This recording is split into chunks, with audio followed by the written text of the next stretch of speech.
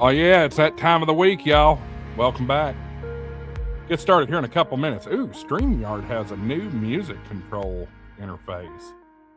I can control that super easy where it's in the... this is awesome. Y'all can't see this. I get excited over stupid stuff like that. Hey, it's Digital Contest Week. We're going to be talking about the ARRL Digital Contest, so stick around. We'll get started here in just a couple of minutes.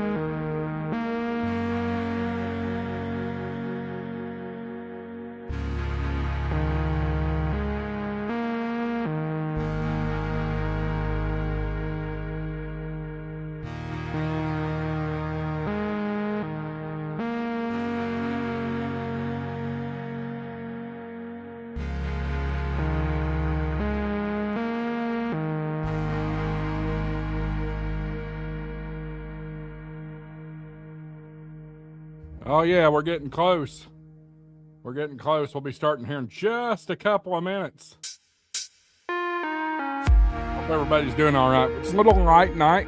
Don't have a lot of the panelists with us. Some of them are running late, and that's all right. But excited about tonight's show. This is one of my favorite contests of the year. So stick around. We will get started here in a minute and a half, something like that.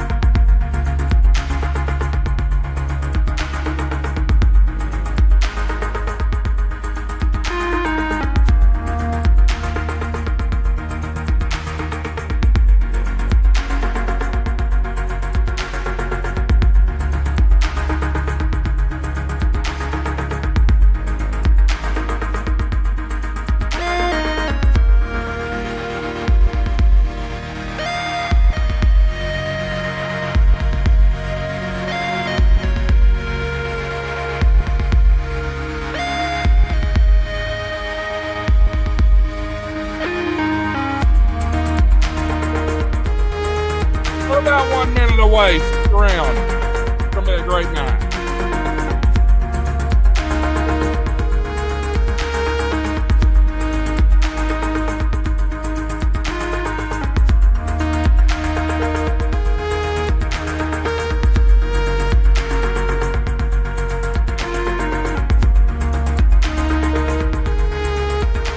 All right, folks. I've got on my clock. It is 8 o'clock. Eastern time, the real time zone. Light that candle, what do you say?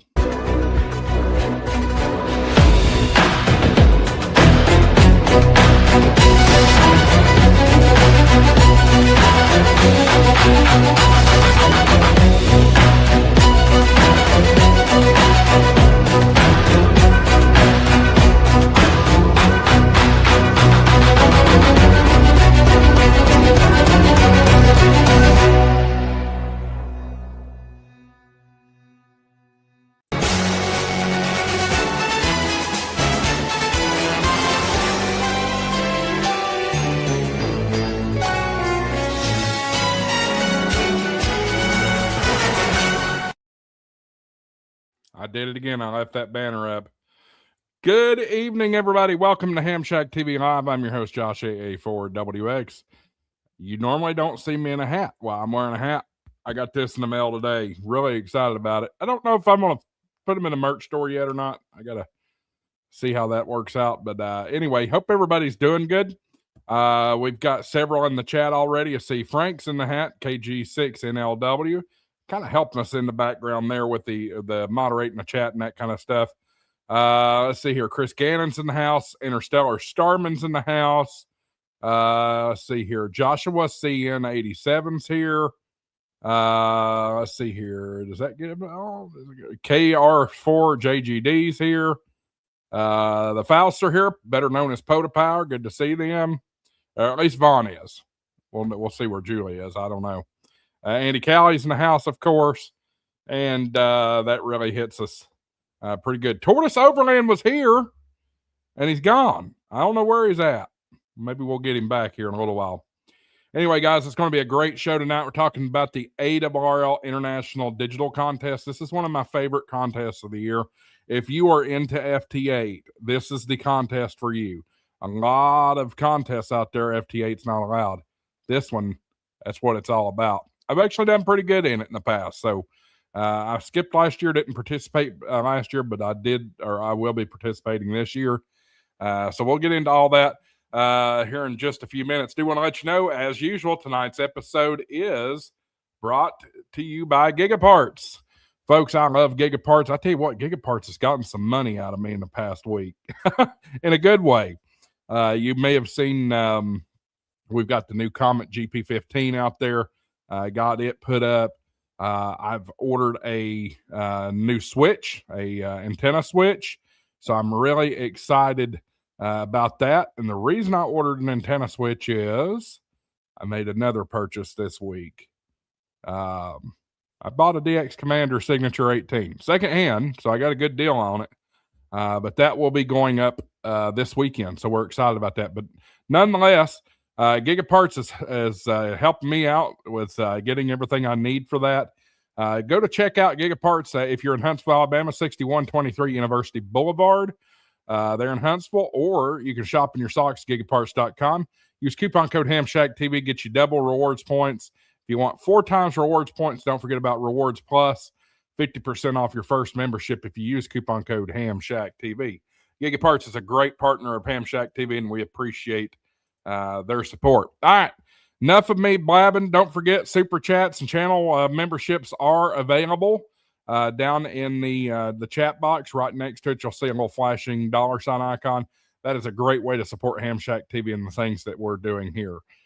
So please be generous. If you look down at the ticker here, it's cleared off for June and this week. So y'all can set the bar. All right, let's pull them in. Hillbilly Dave's in the house. Marvin's in the house, and that's it. It's thin tonight, y'all. What's up? What are we, chop liver? Well, I mean, neither you or Marvin or me are thin. So I guess it's really not that thin. What are you trying to say? You opened the door, Dave. I know I'm a fat man. I am fluffy. Fluffy. Exactly. Fluffy. That's a great way to put it. Absolutely. That's right. I take it you never watched oh crap, now I'm drawing a blank on his Gabriel name. Iglesias. Yep. Yeah. I've never watched him. I know who he is, but I've never watched him. Oh, that's where that comes from. You're missing out. Yeah, he's one of the great comedians. Absolutely. Interstellar Sharman says lean. Mike Beam says pork chop.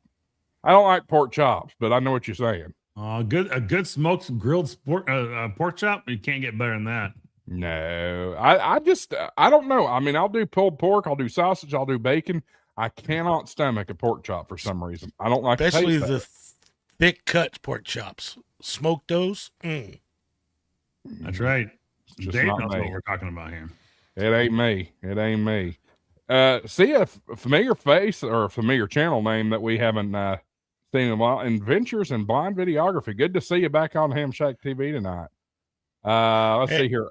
Adirondack. I resemble that. Adirondack says, Hillbilly Ham, Josh did not say much talent tonight. Oh, man. I mean, the talent is just overrunning here. Hey, wait a second. You know, I am an old hillbilly, so I never said I was talented. There's a lot of talented hillbillies, though.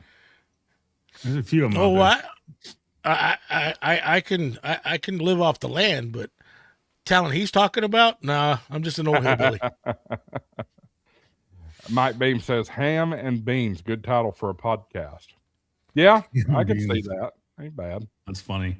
And Chris Gammon, still living in Dayton, talking about the pork tenderloin sandwich. Or excuse me, I should say sandwich, not sandwich. Wasn't a me thing. Anyway, what's up, fellas? Anything good going on this week? Yeah, kind of. I mean, I don't know if you can see, if I can get my head out of the way, you guys can kind of see that. And there is a QSL card that is going to be going out with any contacts that myself and KD4EYF, a good friend of mine, Mark, in Tennessee, we're meeting up in, as you can see, Vancouver, British Columbia on June 7th. And we're going to be doing some POTA expedition area up in Alaska. We've got a couple different POTAs planned here. So we're looking forward to that, and it should be a lot of fun. And we're going to do a QSL card here. So do I have the QSL? It's probably just down farther. You can't see it. But the QSL information is down below on the card. It's farther down. It is there. So I just didn't have it resized for the screen here. So. Okay. But this will be, I think it's a pretty cool card. I really like how that turned out. Yeah, I like that a lot. So you're going to be on the cruise ship, right? We're going to be on a cruise ship. We're going to get off the cruise ship. We're going to go find some POTA parks, and we're going to go to town. We're going to make some contacts. And yes, I will be texting you. Don't worry there, Dave. Just settle down. I know you're already what you're looking at and thinking of. But wouldn't it be cool? That's actually a really cool QSL card. That's a pretty awesome looking QSL card, Marvin. It is. I like it a lot. Just one thing, since this is during a cruise, please do not end up being one of those fools we see on TikTok getting booed by the entire cruise because they're late getting back to the ship. No. We won't be that. We won't be that guy. So, no, we've got this planned out. I've had some contacts I've reached out to, but unfortunately, we have not been able to make those work. So, we will be trying to go another route. So, hey, Adirondack, at least I'm not the least talented person here now. Yeah, I mean, there he is, all the way from Arizona. New look.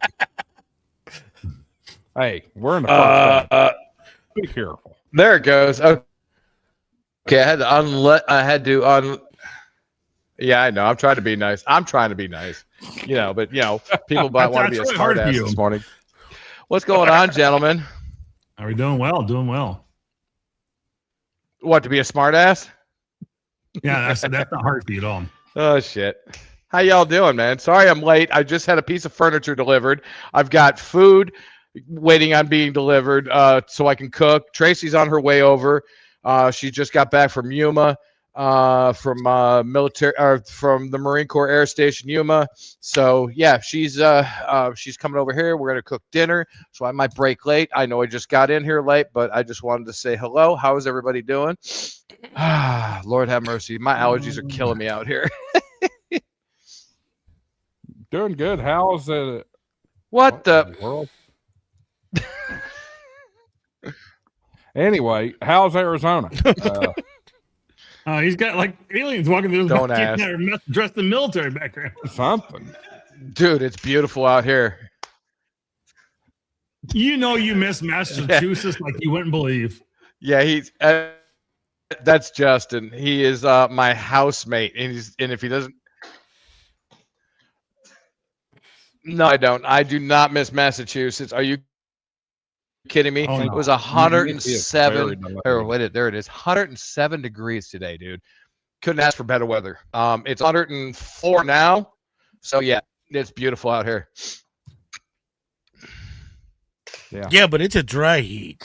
Oh God! Don't. Any other questions? Oh, I love saying that because people crack me up when they say that. Yeah, you get out of your when I drove truck. Hey, do me a favor. Get out of my truck at 2:30 in the morning. It was 95 degrees at 2:30 in the morning. I don't care. It's a dry heat. Stick your head in an oven and tell me if it's a dry heat or not. No, yeah, it's Running Exactly. hot. exactly. Yeah, define Alright. hot. Preheat your oven to a hot, as low as it'll go. Let it sit there, and then open it up, shove your head, and that feels like.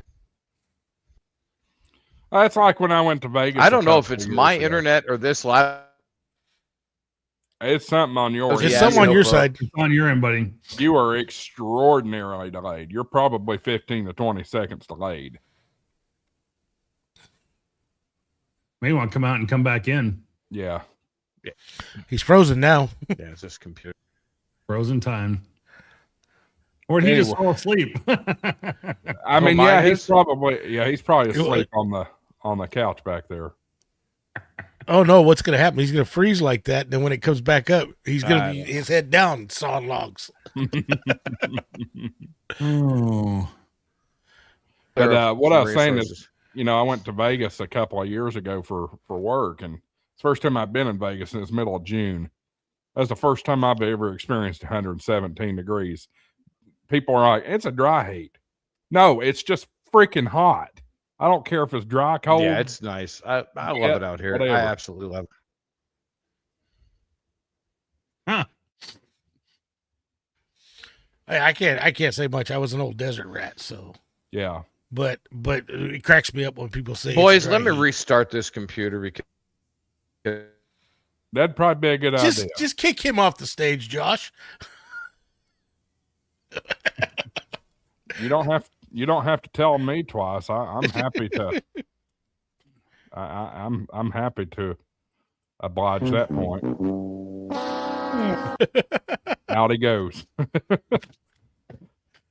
All right. Well, let's talk digital contest. That's what the big topic of the week is. Well, Dave, we didn't hit you. What anything cool going on for you this week?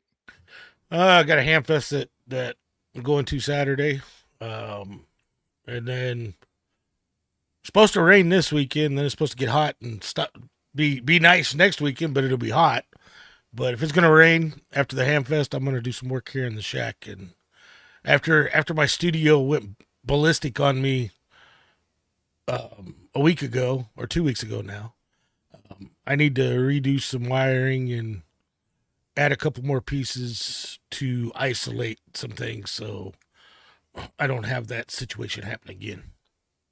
Speaking of rebuilding, let me see if I can pull up a quick photo here. Oh yeah, there it is. Let me see if I can share this real quick. This has been a full week of rebuilding. Share screen, find the window. Well, let's see. Hold on. Let me go back and pull that up to a single photo first. There we go.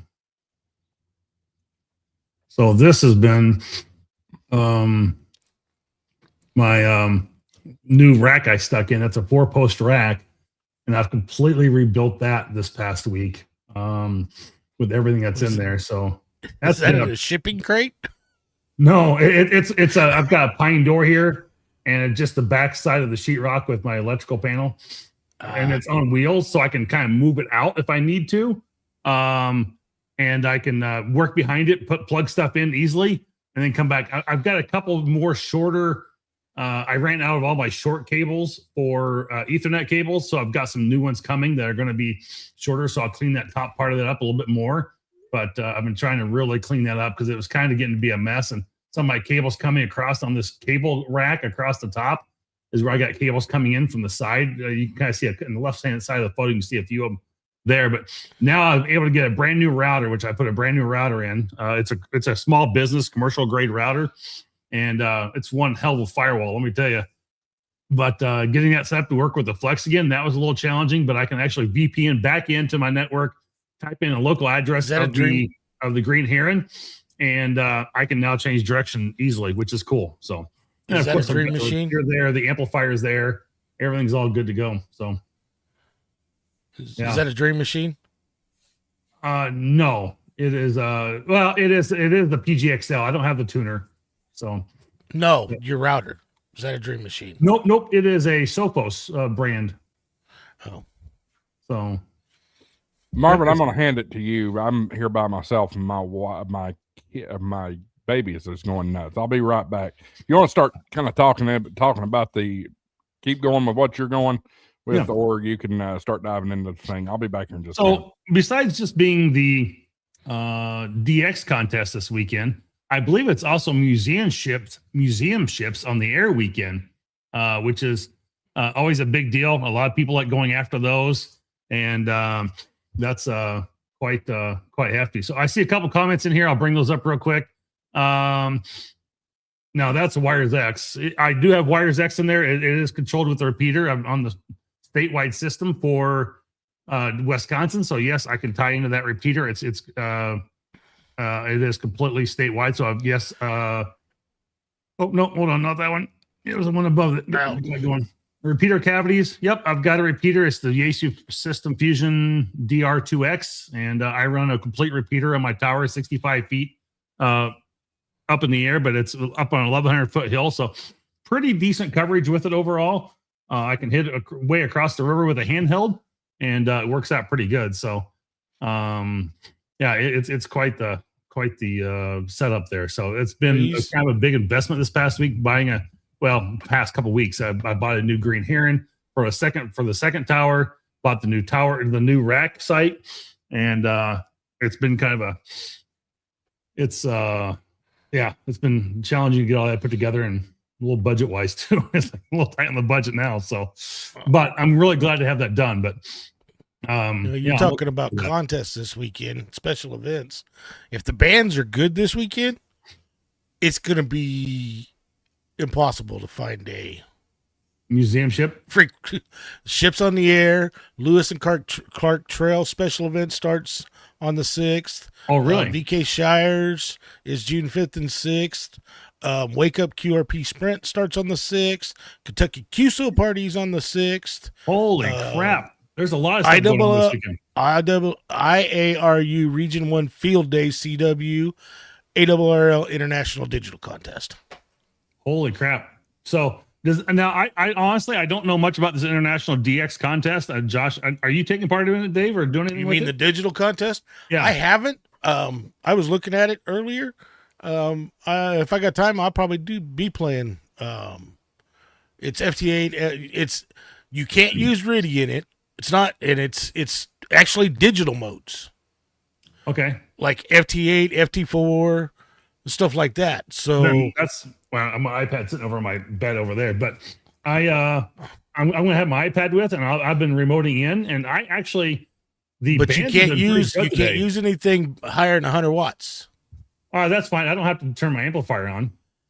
I'm actually going to run it as a QRP station if I do it. But I'm going to have to make sure my other antenna is connected. Then, whether it's connected to the rotor or not, I may just have it pointed towards Europe. It's 65 feet up in the air, pointed towards Europe. So if I can put it if I get it connected to the rotor controller in time, I will. But I got to mow yard and work tomorrow and everything, so it's going to be really tough to make that happen. But maybe tomorrow night. I'm going to drop the link to the rules PDF in the stream chats.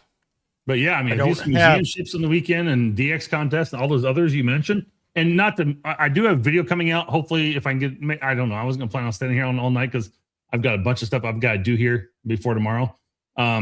But if he's short tonight, I may hang out here for a little while, but for the full episode. But the starting June 11th, I've got video coming out. I was supposed to release it already. I did not get time this week because I've been messing with my new firewall, and I had to get that set up for remote access while I was on the cruise ship. So that took me about 4 hours to get that port forwarding done on that firewall, and 2 of those hours was with tech support from Sophos. So, like, holy crap! Everybody that's in the chats, have you played the ARRL Digital Contest? I do sideband most of the time, but I always usually pull up, especially on a bad band day. I always pull up FT8 and use that to see what propagation looks like. Yeah, and it's been really good today. I mean, I've had Crete, I've had Ukraine. I mean, I've had a number of different FT8s I've played today, and it's been really good. So That's pretty funny. Interstellar Starman, easy peasy for can of corn to Europe for you. It really kind of is. It shouldn't be no big deal at all. I've got a hex beam, and then I've got the 65-foot tower as well. So that should be pretty good to get into the international DX. So I hope, and like I said, I've been hitting it today on the hex beam, and again, I've had I don't know how many different countries I've reached out to today. So it's been pretty incredible. FT8, I usually do pretty good. I usually get over into Europe and those places pretty easily. And that's one of the things I was looking at. For every 500 kilometers between grid squares on this contest, it adds a bonus point to it. Oh, so really? once you make the contact, you get a point for the QSO, and then for every 500 kilometers, it adds bonus points. So there's actually here's the funny thing. So there's two things. One is I'm going to be traveling, so therefore I'm not going to have my easiest thing for me to do is to be able to connect the iPad and just run the program that is built into Smart SDR for the iPad. Yeah, but make sure they allow remote control on it. What? So I'd make sure they allow remote control. I'd read the rules to make sure on that. Let me go pull them up and find out. But I can't imagine they wouldn't. So, I mean, that's getting to be a common thing anymore. But I mean, yeah, I mean, we'll see. I'll copy your chat. Yeah, well, because I know if ARRL is involved in it, it cannot automatically log for you. So, well, what I'm saying is that I mean, yeah, I'm still going to be running behind the scenes, but it's like I can't connect the World Radio League with it, which kind of sucks because I can't do that on the iPad. You can't can't do the cat control and WSJTX on the iPad at the same time. But it's got the built-in program with Smart SDR, which would be pretty cool. But you know, I can control everything else. So we'll see. I dropped the link to the rules PDF. Yeah, I'm trying to go back and find it real quick here. I'll drop it in the private chat real quick. Yeah, drop it in private chat for me. Oh, maybe you just did. Okay. Let me see what that has.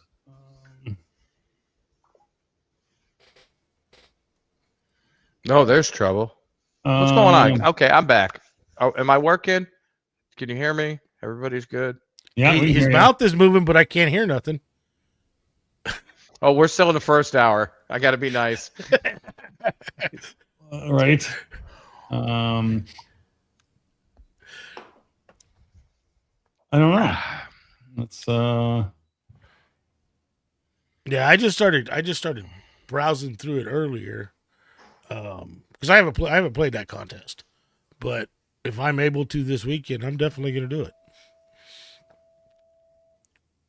Because I do FT8, I do FT4, but I prefer to do single sideband. I don't think there's a lot of my noise floor is up big time here at the house, and I'm fighting. I think a neighbor's got a solar setup that just destroys my receive. I'll go play FT8. Right. I'm back. That was a 4-alarm 2-year-old meltdown. Oh, I love those. I remember those days. I think he's cutting some teeth and he's hurting a bit. It doesn't say anything. You can't run remote. So, what, the digital contest? Yeah. I don't. I've known people to operate remote before. Yeah. They're pretty strict about some of the rules. That's why I said I didn't know if you could operate remote or not. I'd read it because they talk about discipline. If you get caught doing something wrong, you won't be able to compete in the contest the next time it's ran. Slap that pee-pee. I'm just kind of doing a quick scan of everything. But you can do single operator, 1 radio, or single operator, 2 radio, multi-operator, single transmitter. I see nothing there. QSO points. Each contact counts for 1 point plus an additional point for each 500 kilometers of distance between the centers of the 4-digit grid scores of the 2 stations. Rounded up to the next highest value of QSO points will be determined as part of the adjudication process. So, yeah, I mean, I can add up pretty quick, pretty easy. But yeah, here's the different. Looks like, let's see, online certificates will be available to eligible participants. This includes the top low power and QRP single operator, 1 radio, single operator, 2 radio, and multi-operator station. And then top low power and QRP. Right here, Marvin.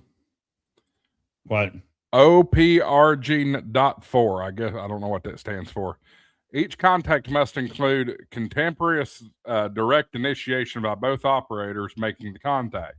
Initiation of a contact may be by either local or remote control. Yeah, and we're not. You just can't let You just can't let WSJTX run auto. Right, and I don't either. I never have. So, yeah, I've never been able to get auto to work. It just don't. Oh, I got it to work, but it's to me that no, I turned it off. So categories of single operator 1 radio, single operator 2 radio, and multi-operator single transmitter. And you have high power or low power. Then high power is 100 watts or less. 100 watts or less, yeah. All right, there's the categories in your on your screen there. It's a fun contest. I mean, this is one of the few times a year that I could stay up all night because the getting's good. The getting's good. Yeah, I mean, if you want to, so I mean, besides, I mean, we're talking about the International DX Contest this weekend, but also there's the DX Marathon, and I mean, you can take the same results that you get, upload your ADF file to them. In fact, I was just listening to Ham Radio Workbench on the way home today, and Randy K7AGE was on that podcast talking about the DX Marathon Contest. And he worked 240 different countries in all 40 CQ zones last year and came out like number 19 in the world and like number 1 for like the US. I mean, he had a couple different categories. He was the top across there. I mean, granted, he's retired. He can sit there all day and damn play and, don't have to go to work. But I mean, it's like, this is a great time to go get some DXCC. I mean, you could try all your different bands at the same time. So, you don't have to stick with just, you have a DX contest one? No. Oh. Where is it? There it is. No, it's not. I never uploaded it. Was that for DX or CQ, the DX Marathon one? No. And you are saying International DX Contest. No. International Digital Contest. Oh, there's digital contest. Okay, yeah, that my bad then. Yeah. This is just a digital contest. But I mean, you can still. I mean, even so, you're still getting countries, and you're still working. Multiple. I mean, it's all digital, but I mean, you're going to be doing DX, obviously. This right here is what I was trying to find. Oh, look at you! Oh, look at that! Oh, isn't that pretty? Single operator, 1 radio, low power, second place Tennessee, second place Delta TV. So when you did low power, are you talking about you were like 5 watts or less? No. Low power in terms of ARRL contest is 100 or less. 100 or less, yes. Yeah. Well, that's not what I was looking at a second ago when I pulled up the. Yeah, but if you read it, even though it says high power there, it says 100 watts or less right next to it. Yeah, look right here. It says 1 is 5. It says 5 watts. And it says there output or less, and then 100 watt. But it says there is no high power category in this event. Yeah, look right here. QRP with the 1 next to it, 5 watts or less. Low power with the power of 2. I'm going to call it the power of 2. It's just the power of 2. 100 watts PEP output or less. And 3, there is no high power. See, there's no, it says no high power. Okay. So technically, the way I read that rule, I don't know if it's gospel or not, but the way I read that rule, you can't run more than 100 watts. People will do it, even though you really don't need it for FT8. No. People will do it, though. Oh, like I was telling Marvin, I'm probably going to run at QRP. Yeah, a lot of people will. I mean, I technically could connect to the plane's Wi-Fi and run run on my iPad and still run FT8. I mean, While I'm on a plane Saturday morning. I don't usually run my FT8 higher than 20 watts anyways. Yeah. I mean, I've got antennas and equipment that'll handle. I'll run 100 watts. I mean, I typically run 100 watts. So That's all I run. I don't run 100 watts for FT8. 20 watts max. Yeah, I cooked an amplifier, and I wasn't even running hot full power. yeah, QRP fanboys, you're right. Nice. I think that might be a fun thing to do. I didn't know this one was coming up. Like I said, I knew museum ships was on the air this weekend, things like that. But like I said, you got a ton of stuff. There's a ton Yeah, of stuff coming up. Yeah, I started mentioning a minute ago is I've got a video coming out. I did an interview with the guy the other day. The World Cup special event station going to 16 different cities, and that starts June 11th. Yep. So I thought about signing up for Kansas City, but I don't know if I'll have time. Yeah, they need volunteers still, but it'd be cool if you could. I mean, it's just Kansas City. They were actually looking for volunteers to go up there and work the event, not the radio event. The event. Oh, really? Yeah. Average around 30 to 40 watts on FT4, FT8. Oh yeah, I think I don't even get over 30 watts on FT8. I'll say this: I've long been the Tim Taylor type person with ham radio. More power, more power. Give me more. But honestly, so I had some RF leaking that was screwing with my internet a couple of nights ago, and after doing some experimentation, it's because I was running 100 watts FT8 on 80 meters that was killing it. Thank you, ChatGPT. You helped me track this down. I told ChatGPT what was happening. Oh my God! It helped me track it down. I knocked the power down to 40 watts. I was still working. I was still working the whole entire continental United States on 40 watts FT8, 80 meters, no problem. So it's doable. 20 watts. I talk all over the world in FT8. So yeah, exactly. I've seen it. I've done it. I've done it too.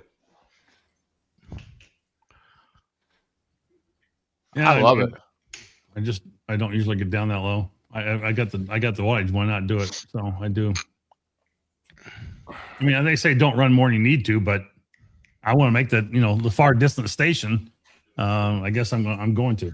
Well, that begs the question: how do you determine how much you need? Well, right, you don't. With something you don't know until you make contact. Yeah, for sure. Well, the thing is, everybody thinks that the way they talk about FT8, it's low. It's weak signal. It's not. It has really nothing to do with. And everybody thinks, weak signal. I got to run 100 watts. Most whispers done at less than 2 watts. Right. Oh yeah, Whisper's awesome. Before they go around the world with Whisper. What? He's talking to the alien. Yeah, I'm talking to the alien. I just told here. This is what we've got going on over here. 65 inches of HamShackTV. Move your shoulder, dude. There's a whole lot I could say about that. I'm not going to because it's still the first hour. There's 65 inches of HamShackTV. And Mike Beam said he cranked it up to 100 watts to try to hit Asia and Russia. I've done that on 5 watts. Yeah, exactly. So that leads me. So I was thinking about this as I was show prepping. I announced earlier in the broadcast that I have acquired a DX Commander Signature 18, and one of the huh? What are you going to do with that? I'm going to put it up, and it's going to go up this weekend on Saturday. Contest starts at 2:00 Saturday Eastern time, the real time zone. So Josh is having an erection party at his house. And you know who's helping with that? I hope he's watching. That? KK4PAL. Ham Radio Unleashed. Nice. How'd you con him into helping you? I just Free texted beer? him. I texted him one morning. Oh, okay. I was wondering if there was beer involved or, you know. So I'm going to be completely transparent. As everybody knows, I'm going through some stuff with my local ham community right now. And very few people I could call to get help with that right now. So appreciate Bill for stepping up and wanting to come and help me put it up. And the reason I thought of Bill is literally that morning I was scrolling through YouTube and found a YouTube short of him putting up his DX Commander in Florida a couple of years ago. So I know he's got experience with him. Exactly. I think I can handle it, but I'd rather have somebody that knows what they're doing. It goes through, anything you do, anytime you do a project, anytime you can get somebody to help you a little bit, it always goes a little quicker too. And it's nice to have the extra ham you need to lift something up well, it's not new, right, Josh? No, it's so as long as the elements are cut properly, it should go together pretty quick. It's never been erected. Never been erected. It's been cut. It's been cut. He never actually put it up though. Shut up, Michael. I hope they're not too short. I know exactly what Michael said. I wasn't going to touch it. I'm sorry. It's not 8 o'clock yet, so I was trying to be nice. Keep it family friendly. All I know is that right there is going to get clipped and used in a future cast. Oh, believe me. I'm sorry, guys. That was just freaking funny. There will be a short of that. Oh my god. Well, he said it wasn't clipped yet, or they were cut already, and it hasn't been erected. And I was like, "Oh my god!" Oh. We're still in the first hour there, Michael. Dude, I know, but still, he's the one that said it. He did. Yes, he did. Oh my god, I'm dying. It wasn't intentional. We'll put it that way. No, it wasn't. But dude, I needed that so bad. But this whole conversation we've been talking about the DX Commander, I've been trying to avoid the word erect, and sure enough, the one time I said it, well, right you out in the gutter. No, you said erect and cut. That was. That's what. And look at Mr. Stoic there, Marvin. What? Just nothing. Just now back stone. to the antenna. Nothing. I'm leaving that all alone. It was kind of hard not to. But my only problem with Josh, and I'm not going to repeat what you said about the DX Commander. If he never assembled it, how do we know the wire's cut right? So yeah, exactly. That's a good point. But even if it's not cut right, there's a lot of extra. If he followed Callum's directions though, and truly followed Callum's directions, you shouldn't have a problem. Yeah. There's a reason why everybody wants his antennas. That man knows what he's doing. Oh yeah. Dude, I caught him on a live stream one time. He was doing a live DX and blew my mind. I was like, oh, wait a minute. I got out, turned up the radio. Boom. He was loud as hell. I was like, yes, I'm going to get Callum. Dude's a smart dude. He definitely does. He knows his stuff. Definitely. Oh, yeah. So I'm yeah, Salty Walt does as well. Yes, this is true. This is very true. Trying to pull a picture of this thing up. Of course, all the pictures, and folks, if you don't know, this antenna is freaking massive. From Interstellar Starman, that's right. As long as you follow Callum's directions, it is. I mean, they're actually easy to do. They're actually easy to assemble and get up on the air. And for those of you that don't know, that's what it looks like. Of course, it doesn't snow here that much, so it probably won't be ever that snowy. I hate this on Callum's website. Stop that. Good Lord. If I want a slideshow, I'd ask for it. But anyway, 58 feet tall. Wow. 58 feet tall. These things are huge. That's a big ass antenna, son. That is. I'm just saying.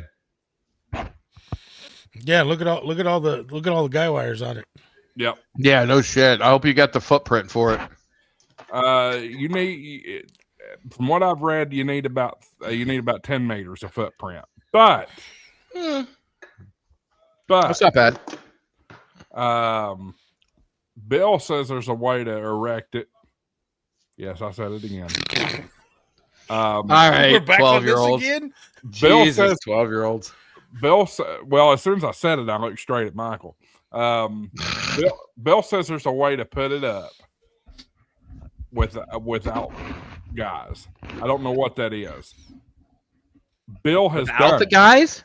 Without Well, he says there's a way to do it. I'm going to listen to him. but I'd if you got a worry steel about pipe in the yard. an 80 mile an hour winds coming through and taking something 58 foot in the air down. Yeah, 58 foot, and it's going to be a javelin in somebody's backyard. I mean, you probably don't need all the guys that Callum has on it, but if you look at Callum's antennas, every antenna has got guys like that. It don't matter what it is. I just want to try to avoid as many mowing obstacles as I can. yes, you don't want that wrapped around your freaking blade because you'll end up sucking up the antenna. That sucker's it's heavy. I'll tell you that. It is. Oh, really? The mast is heavy.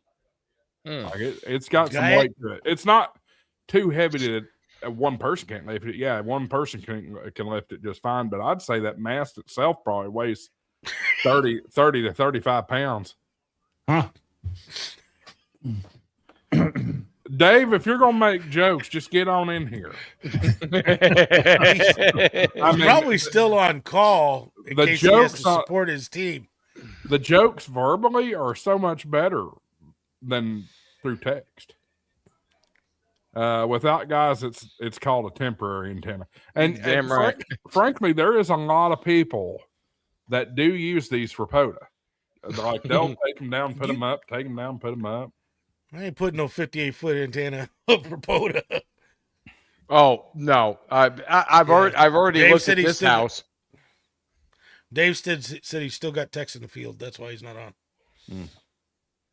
Yeah, I've been looking What? at this house putting up a damn antenna, and I'm in an HOA, but I'm renting, so anything that goes to the HOA goes to the landlord. But I will have 2 stealth antennas up, guaranteed. I'm gonna have two end fed halfways from Orion's antenna, fed from one point, going in opposite directions. Watch me. But Josh, what you could do with the guys are your fence posts in the ground good concrete? As far as I know, yeah. The Yeah. kind of weight that's on that antenna, you could put lag bolts at the top of your 4x4s and anchor to that. Now it's not down on the ground to where Yeah. to at least put a couple of guys on it. That way it's not down on the ground where you got to worry about hitting it with your mower. It keeps Yep. it elevated enough that someone's not going to be clotheslined with it. Right. That too. Yeah, that's not a bad thought. I kind of thought about that, but I didn't really give it much of a passing thought. But I think that may be the way to go. I've done that with my fence post before. And put lag bolts, eye bolts in the top into the 4x4. As long as your 4x4s aren't rotted out, and it'll go down in there and sink good. Lightweight antennas, I've guided them off that way before. Adirondack DFL says, I did no mow May. The worst part is when June rolls in, I weed whacked all day. I know what that's like. Yeah, I just bought me a brand new mower a few weeks ago, which I need to do a video on. But my old one died. It could not handle the hills here. Anyway, I like mowing. There's no way I could survive a month without mowing. April. Well, we got so much rain that I couldn't mow, so I didn't have a choice. Yeah. It Yeah. wasn't on purpose. That's true. That's true. But I've always liked mowing. That was one of the things when we decided to move. I'm like, I want a little bit more land. I don't want to be done mowing in 10 minutes. Yeah. And you can take 2.5 hours like I do. It takes me about 45 minutes to mow this whole half acre here. And that John Deere, yeah, I bought. So what I bought was a John Deere S130, and that sucker, it might as well be a zero turn. It turns on a dime. That's cool. Hey, you know what I did with my zero turn? I had a yeah, but you know what I did is I set it up for the person I left. That's bad. I gave it to the guy that does the landscaping across the street, and I said, dude, you give me 2 seasons, I'll give you my tractor or my Kubota zero or my Husqvarna zero turn. And he goes, okay. So I've had a few friends ask me, why didn't you get it? I mean, it was about $3,000. I've had a few friends ask me, why didn't you buy a zero turn? Frankly, I don't like them. I love them. I had a buddy of mine that let me get on his, which was brand new. I forget what it might have been, an X mark or something like that.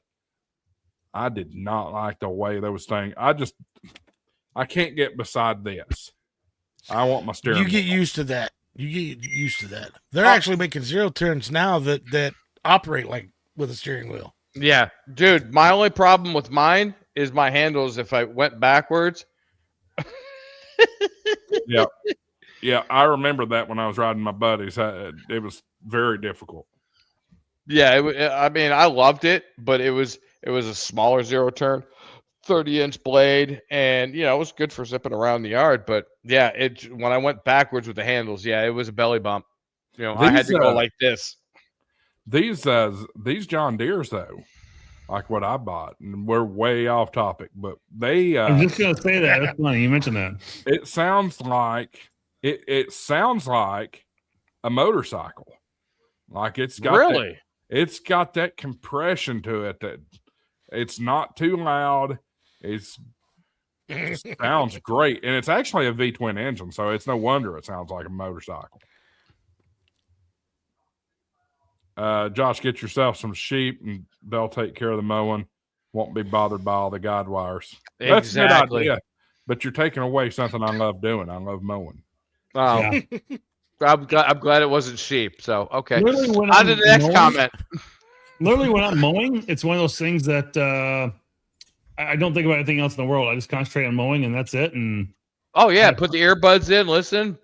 Yeah, you're gone. Yep, exactly. Mike Beam says, "What radio do you have on the Deere?" None. Yeah. We're not Lawnmower Mobile. I have bullshit. We're putting Lawnmower Mobile. I have done Lawnmower Mobile. I had the earbuds in with one day, and I may talk to KA3WYE and Lawnmower Mobile. I remember doing that. I usually carry a UV5R on a lawnmower. Bob Stone says electric mower is whisper quiet. It ain't a mower if it's electric. My wife and I are considering getting one, an Ego mower, for her little property up in Rhinelander. You know what? They're not bad. I've seen there was a neighbor down the road that had one, and I tell you what, the only thing you heard was that damn blade. That was it. No motor, no nothing. All you heard was the blade and the grass ripping out of the ground. It was pretty entertaining. Interstellar Starman. Lawnmower Mobile, is that a new category? Yes.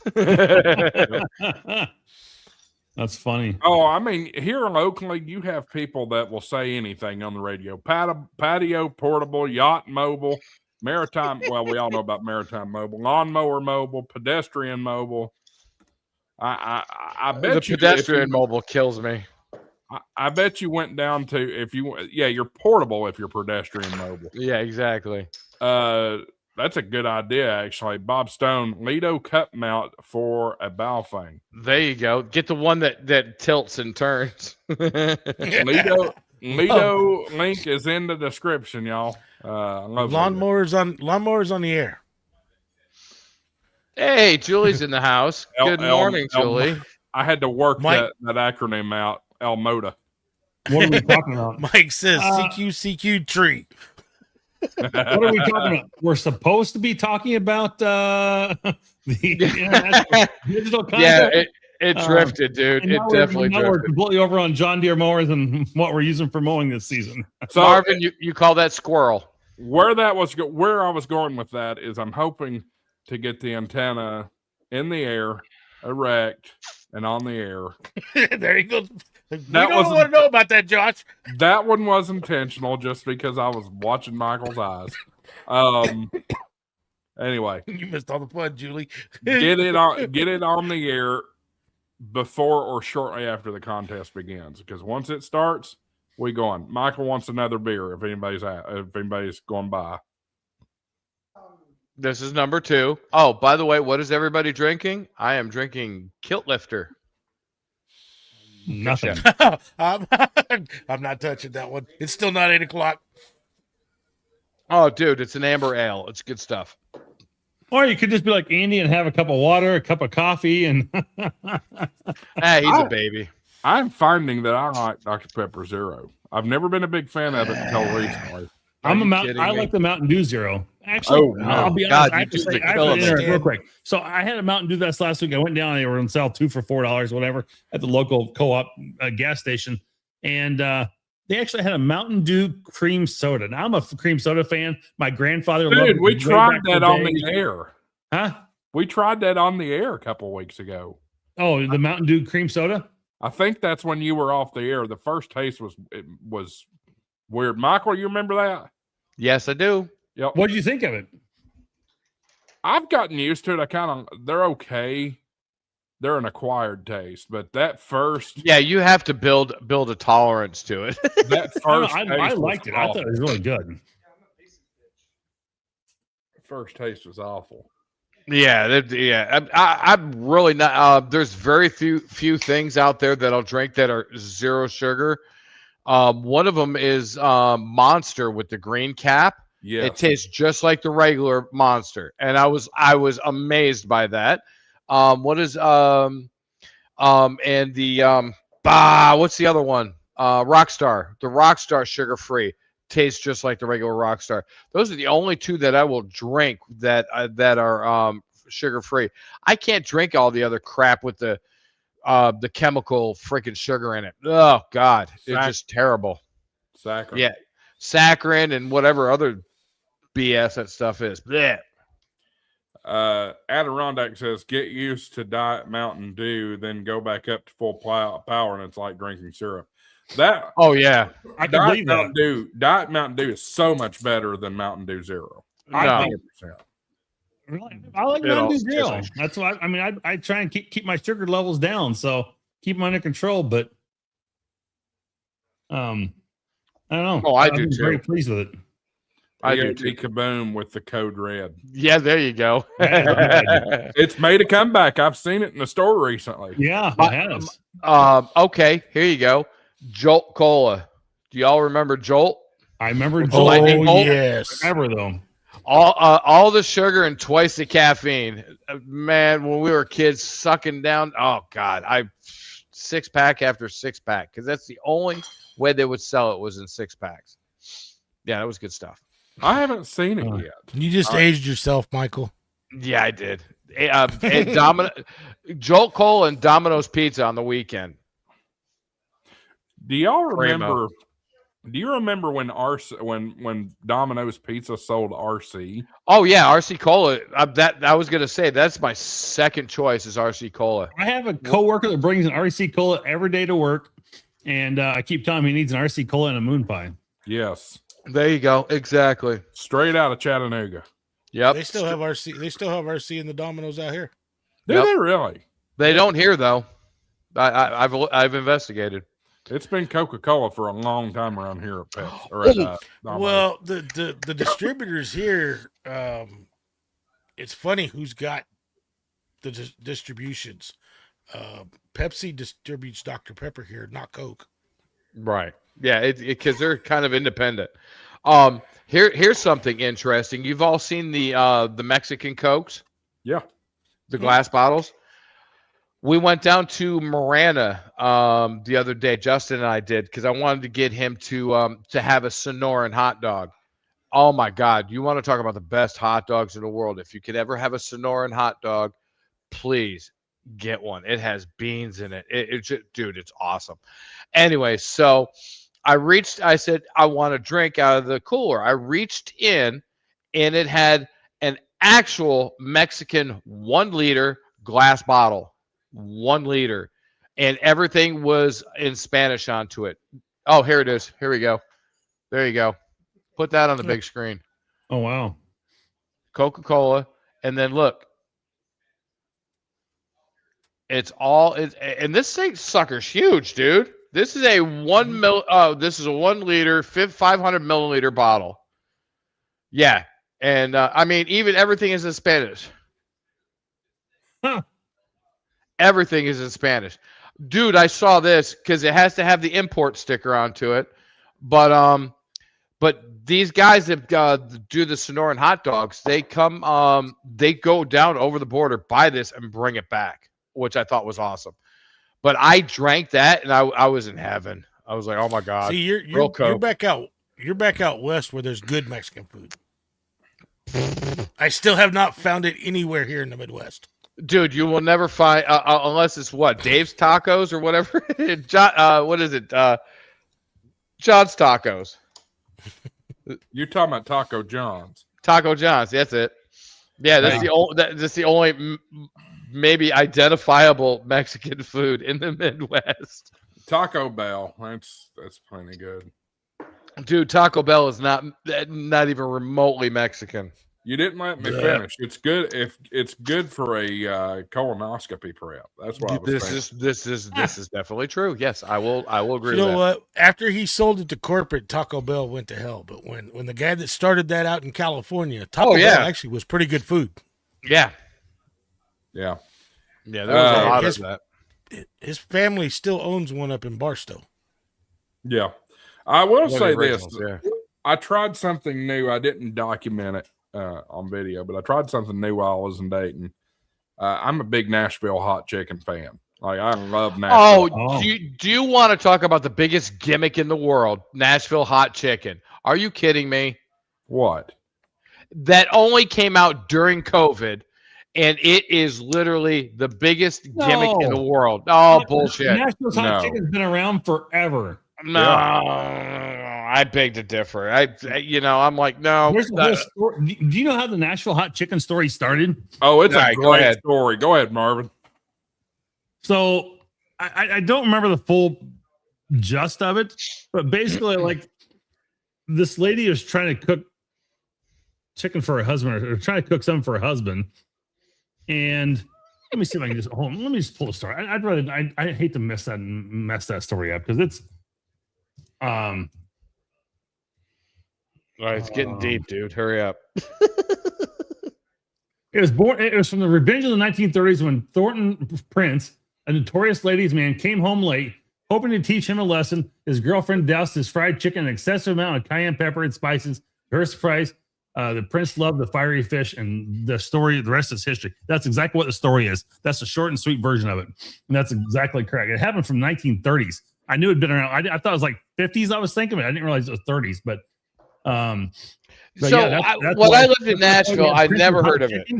In Nashville is like one of the oldest establishments around. If I'm correct on that. Which one is it, Marvin? It's called Prince's Hot Chicken. I think it's like one of the original. Okay, I know Prince's. Okay, so Prince's Hot Chicken. I mean, I've eaten there. Now, when I lived in Nashville, I lived in Ashland City. I worked at Bearcom in Nashville, and I never heard of Nashville hot chicken until I moved to Massachusetts. Then all of a sudden, Nashville hot chicken, and I was like, "Are you shitting me? What is this crap?" That was during COVID. It's as old as Nashville. It is. It's been around forever. Okay, I was Vaughn. gonna say when I was driving truck, Michael, and I got off the road in 2006, I was getting Nashville hot chicken in Nashville every time I went there. Yeah. Then how did I not see it? You weren't. I paying have no idea. Dude, You it get just. out once in a while, I guess. Oh, you know what? The big places in Nashville to get it. Number one is Hattie B's. Hattie B's is Hattie B's is awesome. Yeah. Prince's, Party Foul, and Pepper Fire. Pepper Fire is my favorite. Actually, Party Foul has terrible chicken. Yeah, it does. I've never been to Party Foul. I don't know. It's chicken something is it's almost as bad as Church's chicken. It wasn't Church's. It was another name that was in Murfreesboro. It was some chicken place, and it was like, yeah, right. Party Foul was better than this other place, but it wasn't. You're right. It was a different name. Sorry. It's as bad as Church's chicken, and Church's chicken's all over out here, and it's bleh. No. Give me we have gone chicken. Full clubhouse now tonight. That's good. Yeah. Okay. What's your favorite barbecue place in Nashville? I don't know. I've never had Nashville. Hold barbecue. on. I will. I'll tell you the best place, and it's not downtown. It's just a little bit out of town on Oak Hill. It is called Texas, TEX''S, Texas Barbecue. It's a meat and 3. Oh my God. Are you kidding me? Your plate will melt. This is how good this stuff is. Oh my God. I wouldn't, there's only 2 places that I will go. It's Texas Barbecue, off Oak Hill Pike, and then, Puckett's and Leaper's Fork. I've heard a lot about Puckett's before. It's the only Puckett's, 2 people. I would say yes, they have barbecue, but they're more of just an all-American restaurant. They're not really true just barbecue. I think if you have to really look at the barbecue in Nashville, it's gonna be. Well, apparently, I don't like it. It's going to be Edley's or Martin's barbecue. And I really I really like Edley's just a little bit better, but Martin's is also very good. So, I mean, yeah, that's really tough. But honestly, I don't go to Nashville for barbecue. That's why I go to Kansas City. I mean, it's like saying you want. What? Kansas City barbecue is the worst. Oh no. Oh yes. Why do you think it's some of the most competition barbecues in Kansas City every year? They have, yeah, but you know what? Most of the time, it's not. That's where they have it, but that's no. Kansas City barbecue is no. All right, so I'm curious of this. Now that we got into this deep debate about chicken, what is your preferred level of heat for chicken? Type 1 for naked, 2 for mild, 3 for medium, I gotta 4 go log for into the your channel. hotter, the better. YouTube. But anyway, what I was saying was I tried this place called Dave's Hot Chicken. That's a national thing in Dayton. It was terrible. I gotta go hotter the better because I'm not a chicken fan. So you're there for the heat if you're coming to the chicken table. Yep. Julie is naked. Naked. Wow. Naked. I a little too much information, Julie. Put some clothes on.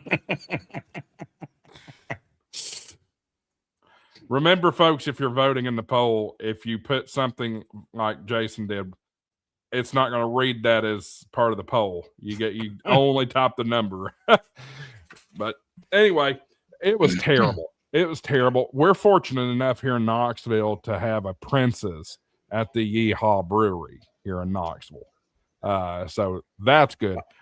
Princess is not my favorite. It's good, but it's not my favorite. Oh, no. I like, mine is Hattie B's. Hattie B's all the way. I've not had Hattie B's yet, but that is soon to be changing because they are putting a Hattie B's in Knoxville on the strip. So you know who's going to be eating lunch there about once a week. Yeah. This guy. There's a place that is let's see if it's still. It is still actually by the airport here. They might have taken it down. There was a restaurant called the Mansion that was up in out by the airport that was served old time country food, and they had every day they had fried chicken on the menu, but everything was all, you come and sat at tables of 8 and 10 people, and you'd be with whoever made out the group to fill the table, and it was a phenomenal food in Nashville. It's one of the things we probably missed the most out of that place. That was so good for Nashville food. It was just phenomenal. So, yeah. Yeah, you talking about Kansas City barbecue? I will say it's better than South Carolina barbecue.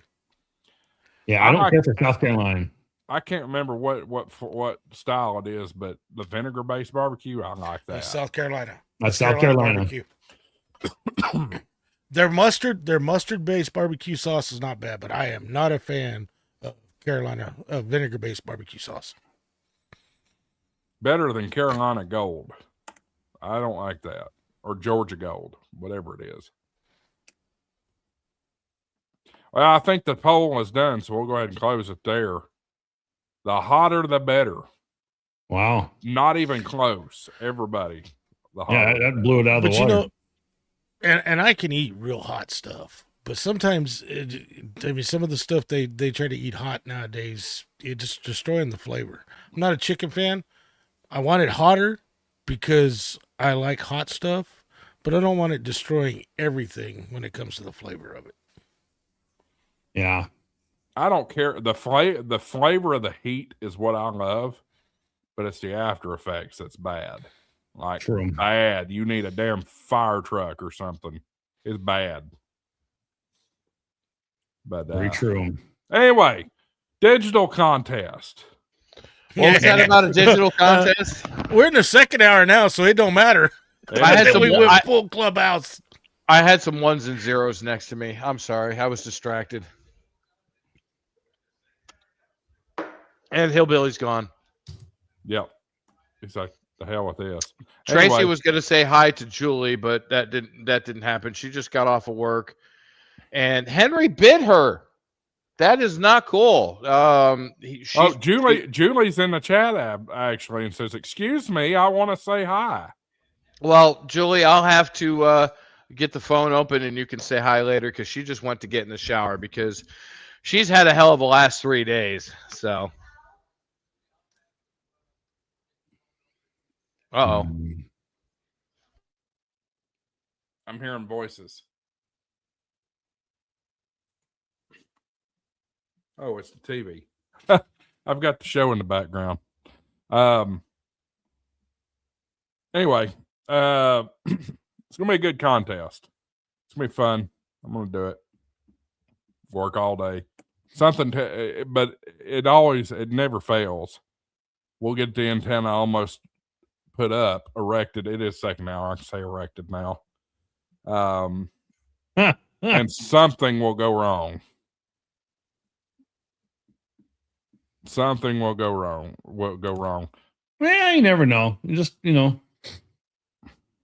hopefully you can get it up and get it working right and test it out early on and maybe start putting on together Friday night a little bit so you have some time to get it done.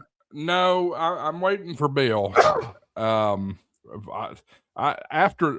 of now, for the rest until Sunday, I'm booked, like crazy booked. Tomorrow I have to work, but tomorrow night, I'm having an AT&T rep come over here, and my cell phones are getting off of this crappy Verizon and being switched over to AT&T. You're actually having a rep come out to your house? They offer to do it, so I'm like, sure. Whatever. Wow. Well, I also this deal almost blew up because I was livid with AT&T. I've now have my modem my gateway in my office. No more garage crap because did you finally get it moved? I told her, I called and threatened this lady. I said, look, if we don't get this internet situated, I run a business and I work from home too on some days. won't fly. This can't fly. I told the guy, don't put the modem in the garage. It's going to burn up. And sure enough, he looked at when the tech got out here, he looked at my logs. I've been down 50% this week. So, wow. Yep. I told him, I told that sales rep with AT&T, I said, this has got to get resolved or I'm not moving it. So Verizon's terrible. It's terrible. I've been all over Maryville today, and it's been on LTE. I've got Cox internet. I don't know what Cox is. COX. COX. Is it erected? No. But I did have my Cox box dropped off. So I had to make sure that I was a self-install kit. That makes me think of the Justin Timberlake skit on Saturday Night Live a few years right? ago. I'm leaving that alone. That is too far. You know what? I should do a live stream later of a cooking show because we're going to be cooking dinner, and this ought to be interesting. But anyway, overlay cooking show tomorrow night that's what's going on. We're getting all that transferred over. Saturday at noon, I have a meeting at the church regarding some media stuff, so I'll be there for that. And then as soon as I'm done with that, Bill's coming over here. So cool. Get that antenna put up. Chris Gannon says AT&T DirecTV evidently now does Skylink installs. That's crazy. You mean Starlink? Starlink or Skylink? What the hell is Skylink? Is that I'm not familiar with Skylink. No, I'm not either. We had Blue Link when I lived here in Arizona before. We lived out in the middle of the desert. They will not trench coax. They will not trench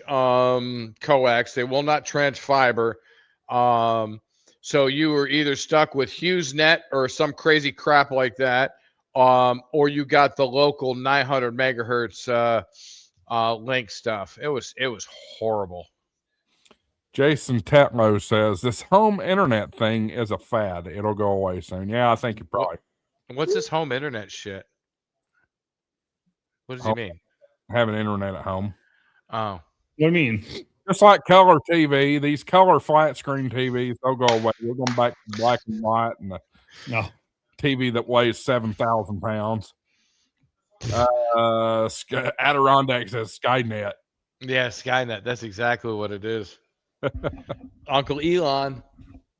Hey, my Starlink worked really well on the way down here, except I got into one spot off of 87 up north, and it didn't want to work with my live stream. I was rather upset, dude. It just kept dropping, and I was like, okay, I'm done. I said, y'all have a good afternoon. I think we called Dave in too, didn't we, Dave? Did you pop in, or was that Booty Dave? No, when you were traveling? Yeah. We were only 45 minutes from the house, and I'm like, I am 7,000 feet in elevation. Why is my 2 weeks ago, right? Working? Because Dave was on your stream. No, that was last week. Yeah, Dave was on your stream this week. Yeah. And no, I forget who jumped on. I couldn't jump on. I forget who jumped on with him last week. Who's trying to get me a copyright? Oh, it's Chris. Strike? Oh, he's got music on his phone.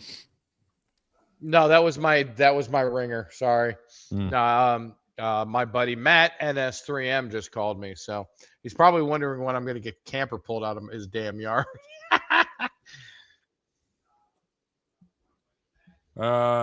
Jason Tetlow says, "Are people still watching talkies?" Oh my God, Jesus! That just made me crave some talkies, though. Yeah, talkies. Yeah, I love talkies. Oh yeah. Don't promise this fat boy with a good time. Yep. So anyway, Wi-Fi going away. Cat 8. Cat 8.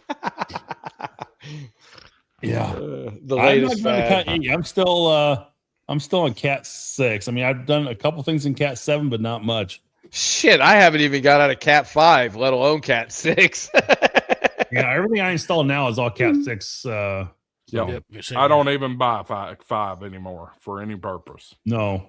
Even though technically it will still do a 1 gig line. So, but a lot of these things, like now, with Cat 6, Cat 7, you can start to get, some of these service providers, you can start to get like 1.2 gigs or 1.3 gigs on a couple of your Right. service providers. And so it's kind of nice to be able to have the upgrade line that can, handle that a little bit more. So It's more about future proofing than anything. it is. Right. Absolutely. Pepe says, Josh, will there be a live stream on Saturday afternoon showing the 7-foot HOA antenna? Yes, there will. How much money do I have to put down for that? Damn it! There might be a little cursing going on more than like it. I don't. That's all right. If it's me putting something together, you're damn right. There's going to be some cursing because when I'm putting something together and it don't work, I get pissed. Yeah. But this IKEA is not furniture. Yeah. There's 2 IKEA bookshelves over there, and I'll tell you this: those are a lot easier to put together than any Walmart bullshit that I've had. Dude, I got Amazon furniture. I forgot who the hell it was, but dude, I just got bored of putting it together, man. Oh my god, I've got 2 more dressers and 2 end tables to put together, and I have refused to do it. We're gonna have to hold off on it. We actually have a question in the chat about the easiest way to get on FT8, wanting to know about what the show's about. That's a good point. Sorry, Chris. To finish Pepe's question, I don't know. It depends on what Bill and I end up doing. Now to Chris. Easiest way to get on the FT8. It depends on. Well, what do you things. have for radio and what do you have for computer? Let's give us some more details here. ICOM download WSJTX, or Yaesu, WSJTX, and a computer. You're golden. Watch some YouTube videos on how to set up your computer. Does not have to be ICOM or does not have to be ICOM or Yaesu. Yeah, no. But I mean, it's easier if you have a freaking USB cable to it. That's all. Now a G90, yeah, they're paying because of everything you got to have. But that radio right there will run off a USB cable. Yes. So 6100, 6200, anything. The easiest way is going to be any radio that's got a built-in sound card. Right. Yeah, and Frank brings up a good point. I would argue JTDX over WSJ or WSTJ, whatever the hell it is. And I would argue because WSJTX 3.0 is actually pretty sweet. I've not messed with 3.0 yet, but I haven't either. I have to lean with based off of where WSJTX was the last time I used it. I would agree with Frank that JTDX to me, JTTX was more of a pain in the ass to get set up and get running. Oh yeah, 100%. Now everybody's different. The easiest way probably to get on it would be the easiest way is if you own a Flex, because they build WSJTX into their software. Yeah. Well, for Smart SDR for Mac, not for Windows. Yeah, right. SDR console or controller. Windows 10. Chris has got another question. Yaesu, Windows 10, yes. No, don't try to get it into Linux. Yeah. Why? FLRig works just fine, and WSJTX works just fine. All right, I'll take that back. Yes, I know, but not everybody has access to it. Some people do. Some people unless don't. if you're a Linux guy and already know how to get stuff in the call out groups and all that, Chris. Oh yeah, exactly. Then personally, if it was me, I would probably set it up on Linux. If I was going to go with FLRig or something like that, because Linux is less resource intensive. Now, if you don't know all about the call out groups and all that stuff on Linux and not familiar with Linux, then yes, Windows 10 is going to be easier to set up WSJTX on. Yeah, I will agree with or that JTDX. 100%. Oh, what was the little one, Marvin? It was a 1500. The little cube brick one. It was about that big. For what? No, for Flex. Wasn't it like the Flex 1500? It was a little itty bitty jobber. Way back when the day, it was like a 1500. Yeah, my dad got me one of those, and I looked at him, and I'm like, "The hell am I gonna do with this, Dad?" I mean, no offense, I love my dad. I mean, bless his soul, he's dead. but he got it for me for Christmas. And I was like, cool, I've got a Flex. Oh, wait, the hell is this? Now, if FT8 was available way back when, dude, I would have been all over it for a little FT8 portable rig. Frank, that depends on what version of Linux you're using. Mm-hmm. Because even if it might be setting it, some version of Linux don't allow software to add that stuff in. I just so it all depends on the version of Linux. I just want to remind everybody. He asked, "What is the easiest way to do FT8?" Windows. It sounds like Linux is the hardest way to do FT8. No, Yes. it's No, not. it's not, Frank's, but it's- Frank's But right. You deal with Linux every day, so Exactly. If you But the deal thing with it is- every day, it's easy. If Actually, you I not, do. I do deal with Linux, but we're a Windows Server house, so I deal with those even more. But Right. it's like Frank said, some of the flavors of Linux are actually making it easy with the call out groups and everything. Yeah, But it's getting if better. he's not a Linux guy, his best bet is to use the Windows 10 and WSJTX or JTDX, and set it up that way. That'll be the easiest. I'm going to Yeah. make everybody laugh right now, and it's the second hour. But my I'm question, okay. did he say what radio, or did he just say Yesu? He just said Yesu. I don't want to. And I think he said DigiRig, didn't he? So if he brought DigiRig in, he probably already knows how to use that. Yeah. So yes. You brought it out. And Frank, like I said, I agree. It's not like it was 20 years ago, but there are still some flavors of Linux out there that you still have to know how to do everything in command lines. Yep. And be able to get into the terminal and do it.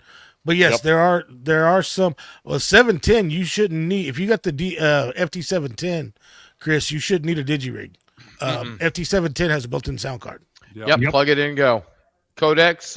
Figure out what the codecs are for. Download The Yesu's two drivers. ports. Yep. Download Yesu's drivers and Frequency Frontiers asks, "What's the big difference between WSJTX and JTDX?" It's really it's the layout. Really, at the end of the day, unless you guys have any other insight.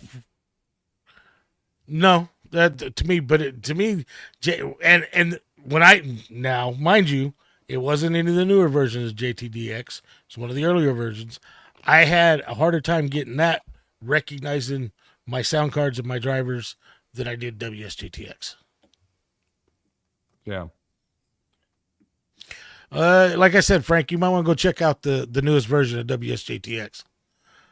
Because those guys started incorporating some of the stuff that Improved did, but there seems to be their version is a little more stable than Improved was.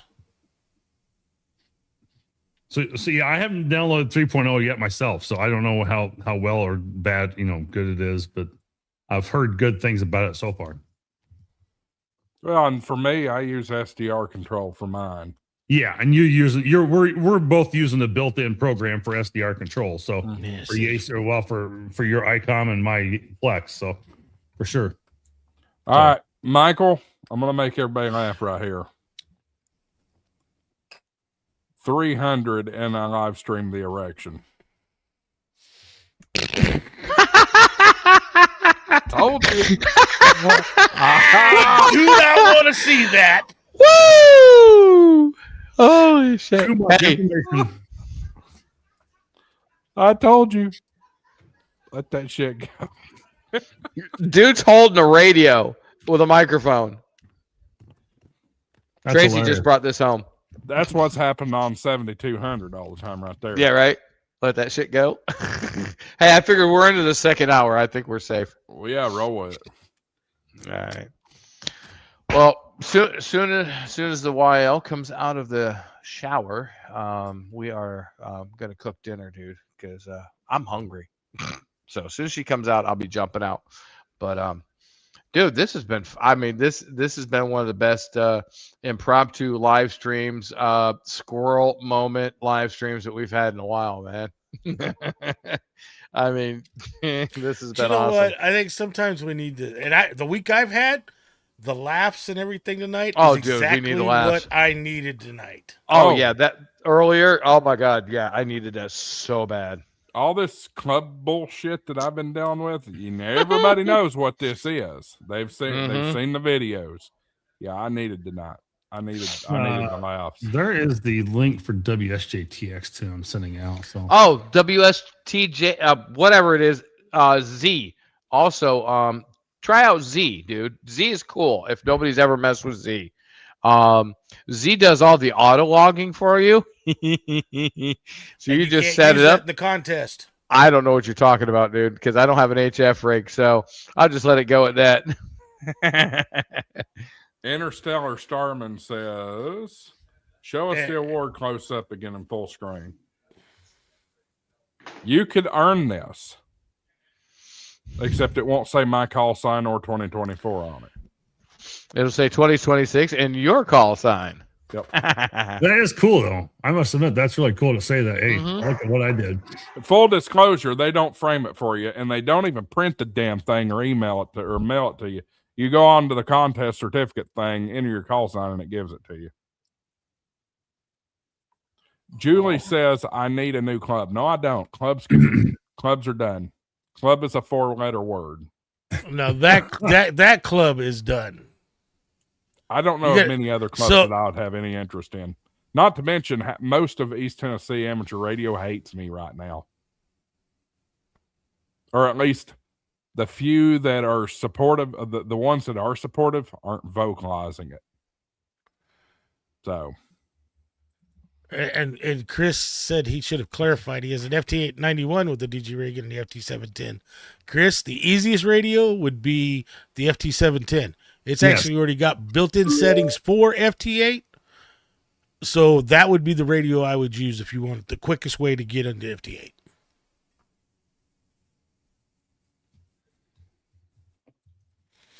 But, I mean,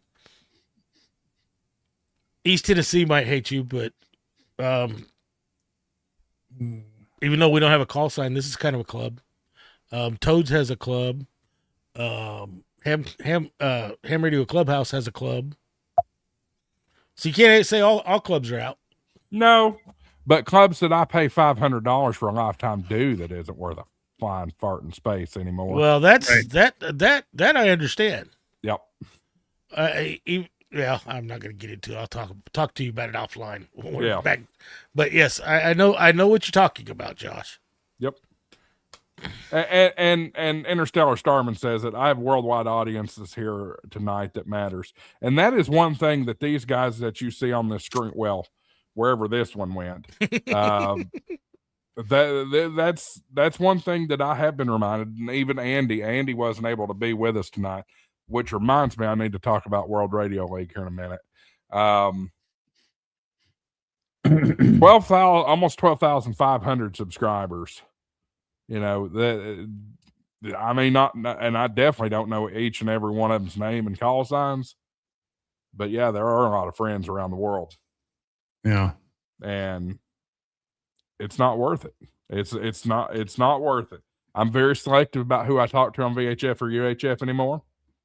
And that's about it. Otherwise, I'm full HF, D-Star. I was damn all-star until I moved my office around the night, and all of a sudden, something's wrong with my Pi. Oh, no. The USB ports are not working in it anymore. It's not powering the Pi 4U, the Pi hat anymore.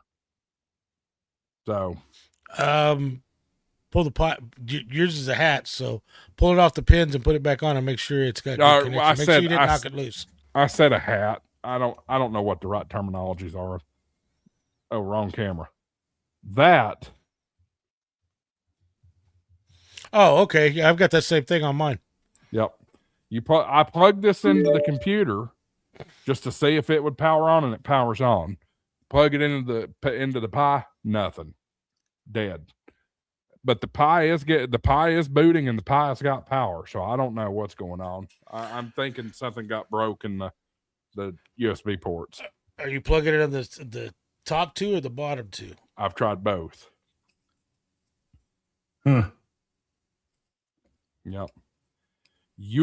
This is a new name. UND Jose Marte Welcome. Baraguete. Hey, good to see you. Why did it zoom in? Don't even, Dave. I know it's coming. I knew it was coming. I didn't say a word. I didn't say a word. You said it for us. All right. Hey, guys, this fat boy has to go make dinner. So thanks, guys. I love y'all. I'm out. Y'all Have a good very evening, fine Mike. evening. Yeah, I'm going to make some food. Bye. Oh, do you want to say hi? Hold on. Is Julie's still in here? Tracy wants to say hi to Julie. It's my fault. Sorry, guys. I'm taking him. That's all right. You can have him. You can have him. Nice. Thanks. Hey, we're in the second hour. Love you. Mean it. Bye, guys. Bye. I did. So while I'm thinking about this, I do want to mention this first. Shout out to the World Radio League folks for all their work that they put into this stuff. I got to say, whoever designed this page on the website is outside of their mind. That is way too big. They have a new media guy that's been designing Kevin all has their done a thumbnails phenomenal and stuff. job. Phenomenal job, but I can't take this in with this being that large. It needs to be smaller. Can't you make all your page, of their just pages are zoom like out on that. your page. Do command minus. It'll make it smaller. I'm on a Windows machine. Let me see. Well, Command no, minus. That's the wrong one. No, it's not changing that size at all. All of their pages are like that on their contest page. I don't like that. Anyway, that's not the point of this. They are going to have the contest on. I'm wondering if something's up with the contest page because I've already tried to enroll. And when I click it, it says you've successfully been enrolled. But I can't get into the logbook. The logbook says, please enroll to participate in the contest. So maybe it'll unlock the logbook then. I would reach out to Andy ahead of time to make sure that they're good with that because that should not be. That's not what it's done in the past. Because I just enrolled in it, and it says right there on that page, successfully enrolled. Come back when the contest starts on June 6th. At 1800 to start logging your contacts. Well, it's on your end because I just went into the logbook. Okay. You're sure about that? Let me go. Positive. I can share a screen and show you.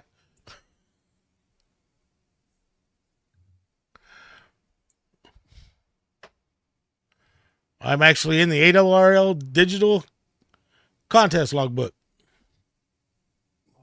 Hey, speak of the devil. There he is.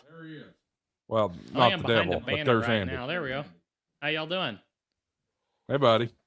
You're in here at the right time. Well, good. I'm assuming that my camera quality is really bad right now. No, it's not horrible. Okay. It's not your normal quality, though, Andy. No. Oh, Gosh, you have to go. You've enrolled. Now go up to your logbooks. Go up to your go to my logbook. Go to your logbooks.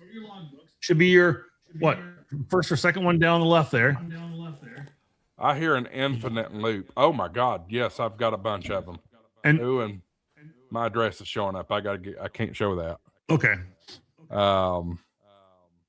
Okay. So it is doing it. I've got to delete a bunch of logbooks. It's weird that it's not taking me to the logbook. It don't. After you enroll, you got to go click on my logbook. When you go back to that contest page, it says start logging. You click on that button. I think we're getting a echo from Andy. We are. So what's going on? I don't think you are anymore. So what's going on? What's the problem? It's not a problem. It's user. It's user problem. Oh yeah, we deal with those every day. You know, Brad, I can't remember if I told this on here or not. Brad handles all of the, he like triages all of the tickets that come in, all of the bug reports. And we have this chart of bug reports solved by developer and over the past 30 days. And Brad triages all the reports. He sends the ones that are actually bugs over to the developers, and the ones that are just like user error or somebody needs to just understand how to do something, he just tells them, helps them through that and then closes it himself. And he doesn't do anything like on the dev side as far as solving the bug. He just answers whatever question or user error is going on. So we'll look at the chart, the past 30 days. In fact, I'll look at it right here. I can't show it live, but I'll look at it here and tell you what it looks like, because it's kind of hilarious. So let me pull up here. We use a task tracking software called Asana, and so if I pull that up here, and I work, I'm familiar with it. Yeah, our last bug solved in the last month by developer. Okay. Developer 1, 23. Developer 2, 19. Developer 3, 18. Developer 4, 16. Brad, 206. Brad's a beast. There you go. Yeah. Josh, that's all the user error that we've dealt with in the last month. If you go back to the contest page, I'm when you're there. at the ARRL, see where it says go to my logbook, the button on the right-hand side? You have to click that. It don't automatically take you to the logbook. I'm in it. That was user error. There you go. You're blurring out, Andy. What's that? Your camera's blurry. It's blurry. Oh yeah, you look blurry. Yeah. Oh, I know Connection's about your lens. 3-4. I know what's going on. Does he have one of those fancy cameras too? That Jose must be in.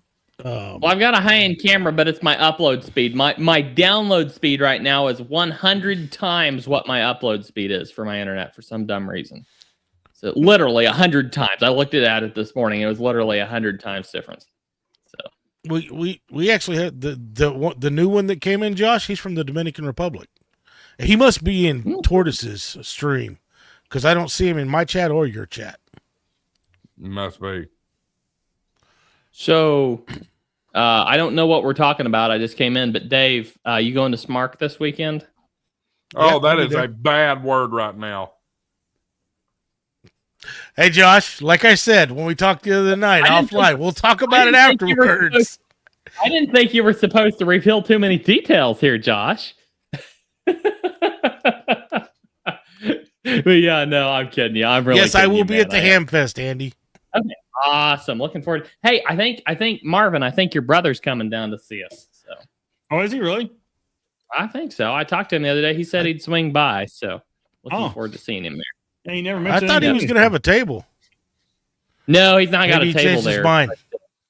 He's got the like the museum ships or something on there deal going on. But that's one of his favorite events of the year. Yeah, he said he's going to swing by and see us though. So yeah. All right, well, hope he does. Yeah, me too. Now I'm mad because I needed some POTA gear. Well, he said he actually, I don't think he knew what was going on this weekend. He said, "Oh, I should have brought some POTA gear down and set up." Well, let me text him real quick. What do you need, Dave? Need a couple pins and stuff. The POTA. That's why I wanted to see his table, because he needs I think he's got a flag too. Marvin, one of the printable name. He needs a name tag too, like one of the lanyards with a name tag. He needs that. Dave needs that, and a couple stickers. Give him the package. He's read my text message, but he's not responding yet. So, looking to see if he'll get back to me. Marvin. Yes. With SDR control, can you even use this for the contest? Why not? Why couldn't you? I don't see a contest mode like WSJTX has. Oh. No, you really don't. You're just you're right. You're not going to be able to get the files you need out of that. Well, I mean, I'm logging in World Radio League, so that's All it has to have is the 4-digit grid square and the exchange. It's not a special. If you look at that PDF, right. But the question is, would it log it? It will go Yeah, into. Hold on, let me pull up my SDR real quick. And because I think if you go into the Smart SDR log, it will have it in there. Give me just 1 second to get connected here. Come on, connect to the network here. I think we crashed the page. Logbook.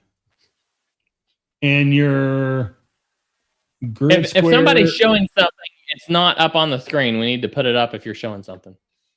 It does show. Settle down, Andy. The grid square in the logbook. If you go back and look, and you should be able to export that completely.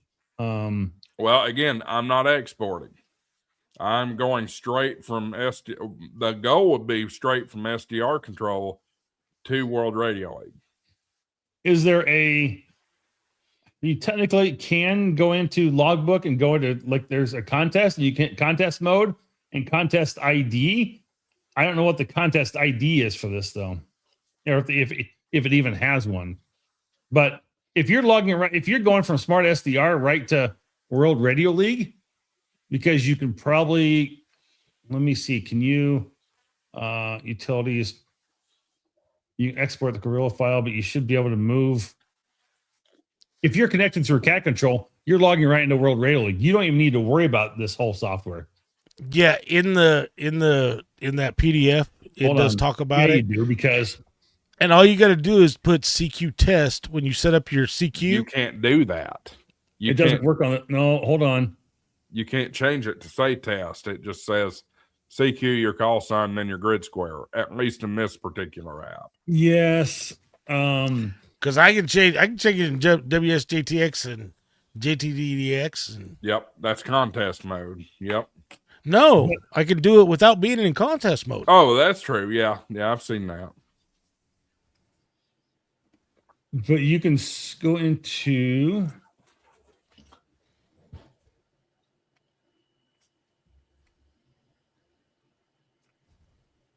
I don't think he has it set up. I don't think he can. I don't think there's a TCP port where you can do a TCP connection over to World Radio League from the Smart SDR. At least not on the one for Mac. So I don't think you can. I'm just looking here. I think that's a request I need to put into him probably. There's we can log into an external logger. There's definitely a lack of customability with the FT8 app. Yes, there is. I mean, it's very, very basic. But I mean, but the good thing is, if you ever looked at the log, yeah, it does a good job. I mean, it has everything you need in there, from DXCC, your CQ zones, your grid squares, your receipt and receives. You got the names, the countries, the mode, the frequency, the call signs, the date and time. I mean, it has everything you need in there. But yeah, customizing that, I don't think we can.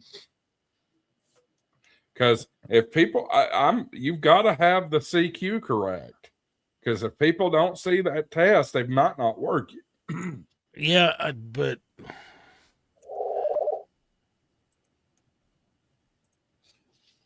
well, they might work you because they're just chasing. They might not be, if they're hitting a bunch of them quick, they might not even pay attention to that part of it. Modes, FT8. Can't you change?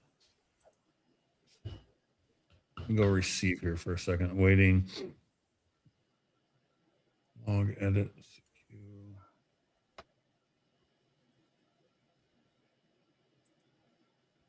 I'm also not seeing WSJT-Z for Mac.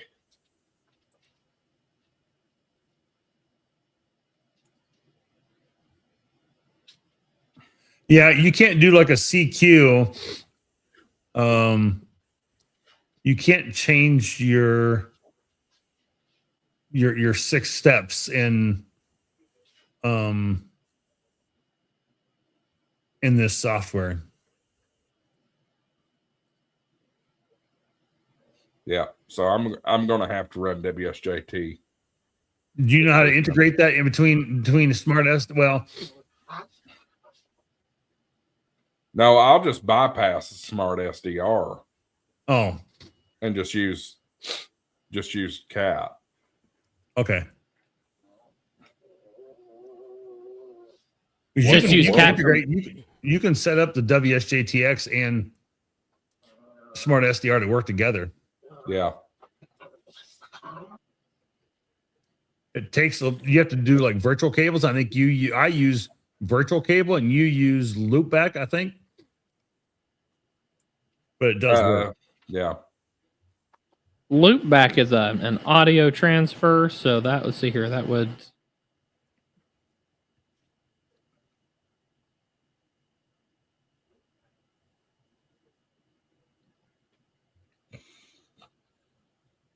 I can't even get WSJTX to download to my Mac at the moment, though. I don't know why it's not wanting to. Like, it looks like it's installing, but then I don't see it there.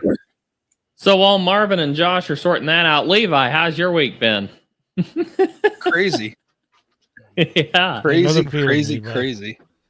Yeah, absolutely. I get that. I hear that. I have mostly been working because, it's our busy season, but Yeah. I did have a day off. Would you shut up? I got excuse me. My two rat terriers are at my feet, just Gotcha. picking on each other. They're brother and sister. Anyway, yeah, my day off on Tuesday, I think it was. I've been lately here trying, and by lately I mean like 2 different days, been trying to deep dive into learning AI and how to prompt it and how to get it to actually do things more than a search engine. Do the or right make a thing. picture. Yes. Right. Yes. So Absolutely. I spent 4 hours on it the other day and had Claude teach me how to use Claude to make me a website. There you go. Hey, So- it's really cool. I do IT for a lumberyard, and I just rebuilt their website from the ground up with ChatGPT and Codex. So, yeah. Right. So I don't like vibe coding. Oh, that's what all the is that the name of what it is? Is that what I'm doing? Yep. Okay. Yeah, that's what they call it. It's honestly, if you use it in tandem with some real technical knowledge, it can be very useful. If you try to just go at it and have no concept of what you're doing and try to take on a complex project, a lot of stuff ends up looking the same as each other. Right. If that makes sense. But if you have a vision in your head, then you know what you're going for. I saw your website. It's really cool. I appreciate that. I'm working on it. I've got tomorrow off and I'm going to work on it then. And is that over in Discord or stick in the private chat? It's mycallsign.com. Oh. KZ. No, put it in the public chat. I mean, if you want people to see it, you can put it in the comments. Yeah. It is a work in progress, so there is likely bugs on it. As is Morse mastery, and absolutely. Oh, my firewall blocks it and says, "You're not going there." It might, because it's so new. I know I tried to pull it up at work, and the same thing happened. It said it was blocking it because it was too new of a website, and it wasn't to be trusted yet. But EOD got to look at it. Can you guys see that on the camera there? Yes. Is it showing up, or is it still too blurry? You're still blurry, but you can tell what it is. You can see it. Okay, that is called a Vladoplex bug, hand-built, handcrafted in Lithuania. It was smuggled into the U.S. in a suitcase a as I can gather, that's a true story, or mostly true anyway, by a friend of mine, and that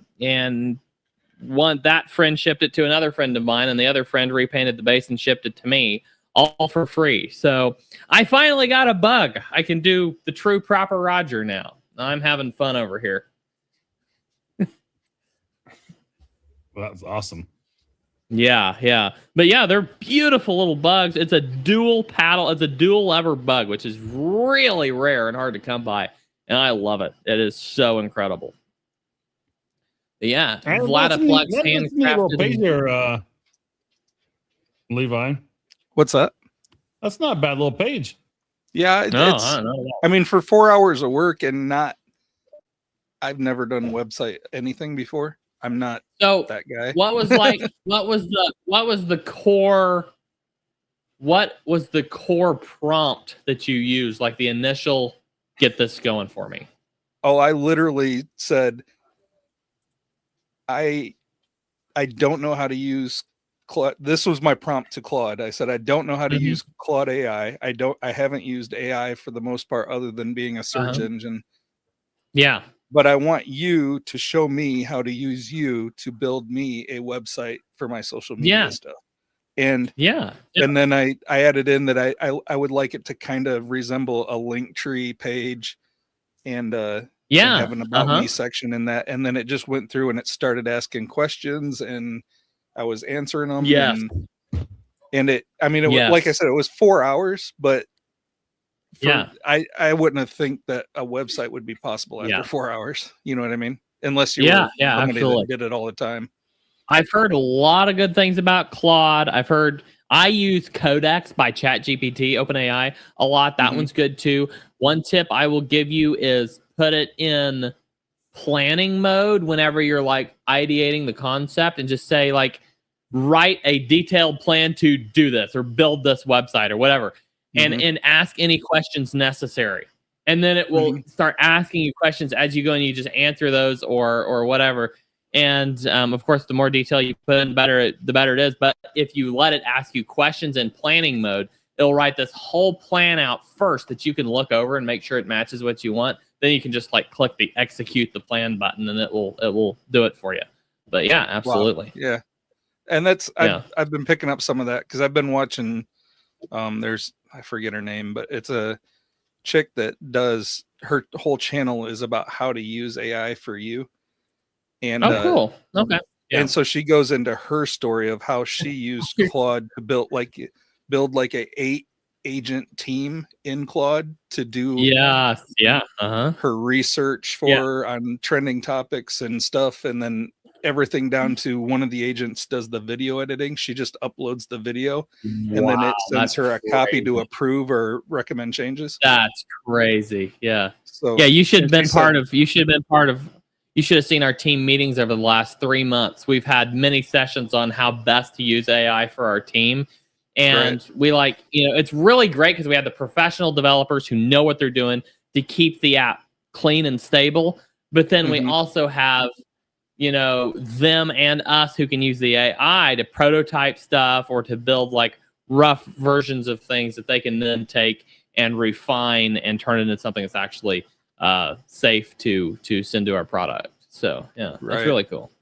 And for me, I'm on the fence still on AI. Like I see the good, I see the potential bad. But I was just listening to an interview today that laid it out, both directions, and I really enjoyed the interview. But I definitely see there's a lot of things to be careful about, but there's also a lot of benefits. It's just like any other technology, just like the internet, just like any revolution that's come along. There's things you got to be careful about, and at the same time, there's things that are just very valuable and useful. So exactly, Interstellar Starman. And even one of the biggest AI developers is already saying that. Anthropic is already saying that what the path that AI is going down right now is not. This is going to be very dangerous. Right. For me, depending on how far it goes. Yeah, absolutely. I want to develop. There's already one AI model that Anthropic will not let out to nobody. I've heard about that. Yes. So Claude, no, what's it called? it's gone down a hole already. There's already been tests where they've put it in sandboxes and tried to make it shut itself down, and it will not shut down. I can't remember the name of that model. It's Claude. Opus is their main model, but that one is I can't remember. Actually, Anthropic did not release the name of that model. That's the one that they lost the military contracts over. And they won't because the military they wanted total control, and Anthropic said no. Yeah. Hey Tim, how you doing? Hey, what's up, guys? Hey, how you doing? Yeah. Hey. But yeah, I wanted to just start developing a basic working knowledge for myself, rather. Absolutely, it's a solid tool for sure. As long as it stays on in a good use case. Absolutely. Right. Y'all didn't give me a chance when Tim got in here. Got to play. Good night, y'all. Have a good one. Thanks for joining. Everybody's jumping in. It's 9:00. Everybody's jumping in. Yeah. 9:56 in the real time zone. How's things in Guam, my friend? No, 8:56 in the real time zone. Listen, it's 11:56 on Friday. Well, Tim said it's Friday. Yeah. More people live in the Eastern time zone than the Central. Yeah, that's because you guys are all packed together like sardines in a can. How's things in Guam, Tim? Actually, there is more people in the Central time zone on this stream right now on the screen. On the stream, but I'm talking about living, breathing bodies. You don't know Let that. me try this one more time. How are things in Guam, Tim? Oh, hey, Andy. No, they're good. Good. Nice and hot. Got a busy weekend this weekend. Yeah. Getting the roof tower up on the roof, reassembling the hex beam, doing the club meeting at the house so everybody can help me. Yeah, absolutely. Absolutely. You getting your club set up with World Radio League for field day? Of course. Well, that's what we're doing. It's actually field day prep. So yeah, we're gonna get everybody signed up for World Radio League. I tell you what, we've been playing with this new desktop app, and it's even better than we were. Well, I mean, it's what we were thinking it was going to be like, but it's more fun to use than I thought it would be. It's incredible. It's really awesome. Are you going to have more updates out before field day? Yep. Well, did it launch yet or not? We've got a 0.0.9 that's going to be out by field day. That's going to have all the things you need. Let's see if that one's out yet. Nope. Yeah, 0.0.9. Oh no, it is. There it is. It launched. So yeah, download 0.0.9. Hell yeah! Yeah, all over that. I got prompted to do that today. Has it got UDP ports in it? UDP ports. You mean for WHATX? Yes. No. You can stream that through the connector app. We're retiring that other app to be more of a connector app and repurposing. I don't want all these different apps running. We're gonna integrate it. We're gonna integrate it into the desktop app. Don't worry, that's the plan. Now I did find out something really cool. Somebody told me today, if I understood them right, they've got each radio connected to a different each of the apps. So they're streaming their one radio into the cloud app and into the web app, and the other radio into the desktop app, and having two operating stations for field day. No, they're streaming them to the two separate apps, so they can have both of them connected to World Radio League and be logging two station single or two radio single operator for field day. That's cool. So, quick question: what was the major upgrades on 0.9? 0.9 wasn't a huge upgrade. It was more getting all of the field day changes live, everything ready for field day with the scoring, with the objective selection, with the little banner that tells you that field day's coming and to enroll, or takes you to your logbook if you're already enrolled. So yeah, if you go to the logbooks page, it'll pop up a little banner up there, and if you go into that field day logbook, then you'll have some options in there to use. So Yeah. Andy, that desktop app's Linux supported, yeah? Yeah. Uh-huh. Yeah. I've took the plunge into Linux, so it's all new to me. Oh, I'm sorry. No, I'm kidding. I actually wish I could do more with Linux. I just don't have the time to try. So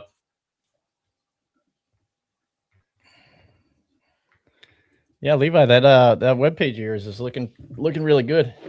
I like the color scheme and easy on the eyes, very easy to navigate. Andy, can you pull up the contest from the desktop version? Yeah. Well, I mean, you can pull up the logbook. You can go to your logbook. You can't pull up the contest rules though. Welcome to the third hour of HamShackTV Live. We add Dave to the mix now. What's going on, Dave? Y'all need to pay me overtime. Where's my super chats? Just kidding. Well, hey, there is our good friend Dave. Had a site go down and had guys out in the field, so I had to be available for him. Andy, you still need to change that from Shack console to command center. Oh, hello. Speaking of something cut out on me. Hold on. Hello? Hello. What happened to my audio? Hello? Am I down? Hello. It's on your side, Andy. What just happened? That is the wonkiest thing. That reminds me, I got something to show everybody. Speaking of command center, I did There's whole been a lot of today. talk about erect. We don't, you know. Nothing's been erect. But look at that. Oh, beautiful. Above the screen. Wow. Beautiful. Oh, that's cool. Yep. I've been playing with the colors. I haven't found a color that I'm just in love with yet. So we'll see how that progresses down the road. But I love it. It's really cool. I've got the gray line turned on. I've got all the good stuff turned on. So it's fun.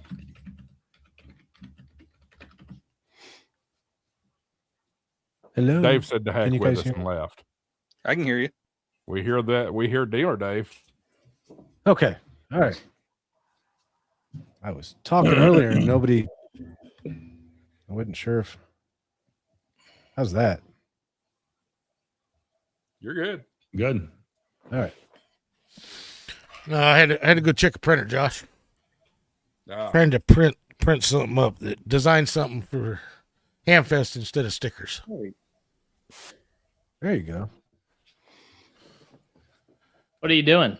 I'm getting close, but I've got to refine it because it's bleeding over in a couple spots.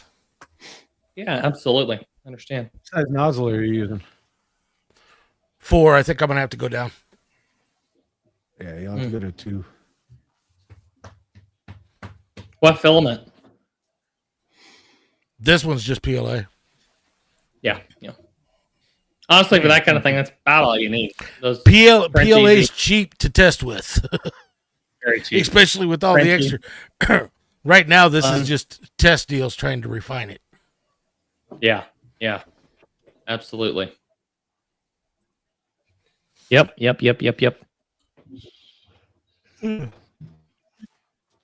I show up and All right, everybody so just who's all shuts up doing and the gets quiet and has something else. So there's a version 2.7.1 for Bamboo for release notes, and no an issue for Mac 26.5 and later for some experienced UI lag and steadily increasing memory usage after launching Bamboo Studio. So at least the application crashes. So they're investigating it, figuring out why. Well, Bamboo might actually change their software completely if why Software Conservancy has there's a big deal going on against them because the slicer for Bamboo is a fork of Orca. Oh, well, that's an open source software. You cannot add in closed source software to open source software and tell everybody that nope, you can't touch it. Under the AFGL license, anything that you bring into that software, you have to leave it open source. Well, Bamboo, when they did all their stuff about making it to where Prusa and Orca and all those wouldn't connect without adding their personal thing, violated the license. Oh, they've got all of them. All the big guys are after them now. The Software Conservancy, they just told Bamboo basically, you know what? Normally we don't do it this way, but they've got a big push and getting money. They're just going to reverse engineer Bamboo's piece. Really?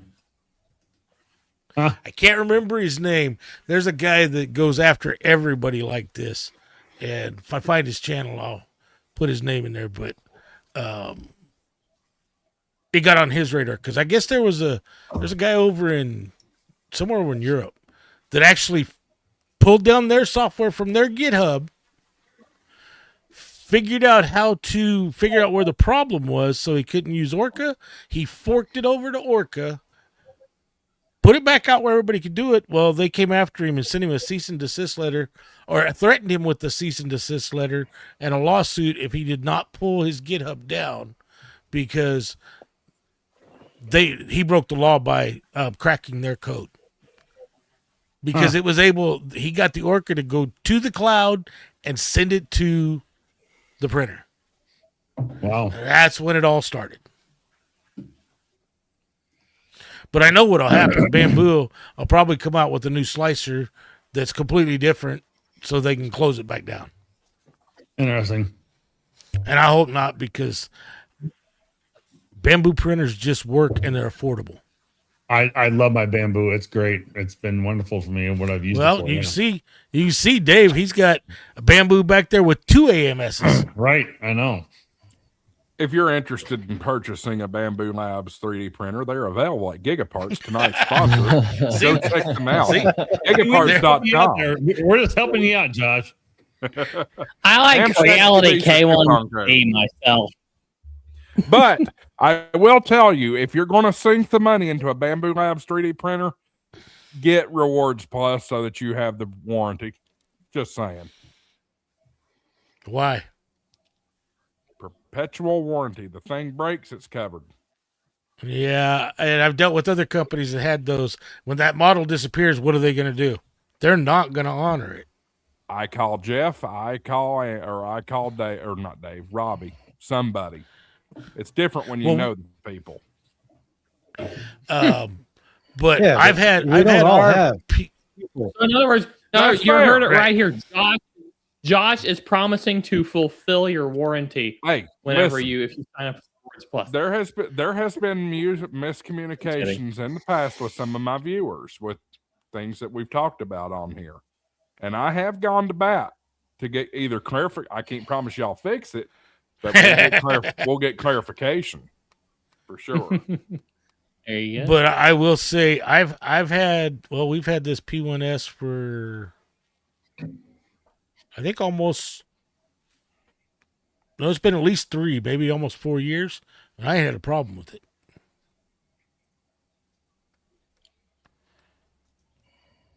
All right, let's see if I've still got it broken or if I've fixed it. I actually want to get my wife the P2S so it's easier for her to change nozzles. Because the P1S, when the nozzle needs to be changed, she just stops and waits till I get home. Because you got to pull off the entire heat sink, everything, disconnect wires. The P2S, now you just change the actual nozzle.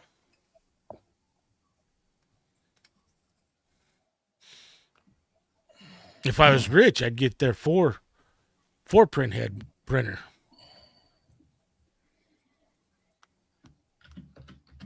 You know, if all of us were rich, we'd do all kinds of things. But alas and alack, here we sit at 9 o'clock on a Thursday night on a live stream with a bunch of fellow nerds and geeks and A bunch of nerds. hillbilly hams. 10:09.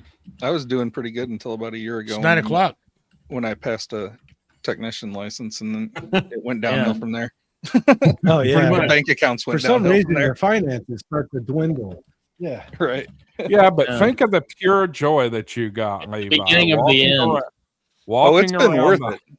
Walking around the Dayton Boneyard with a camera in your hand with me looking like a buffoon. Right. I mean, it was fun.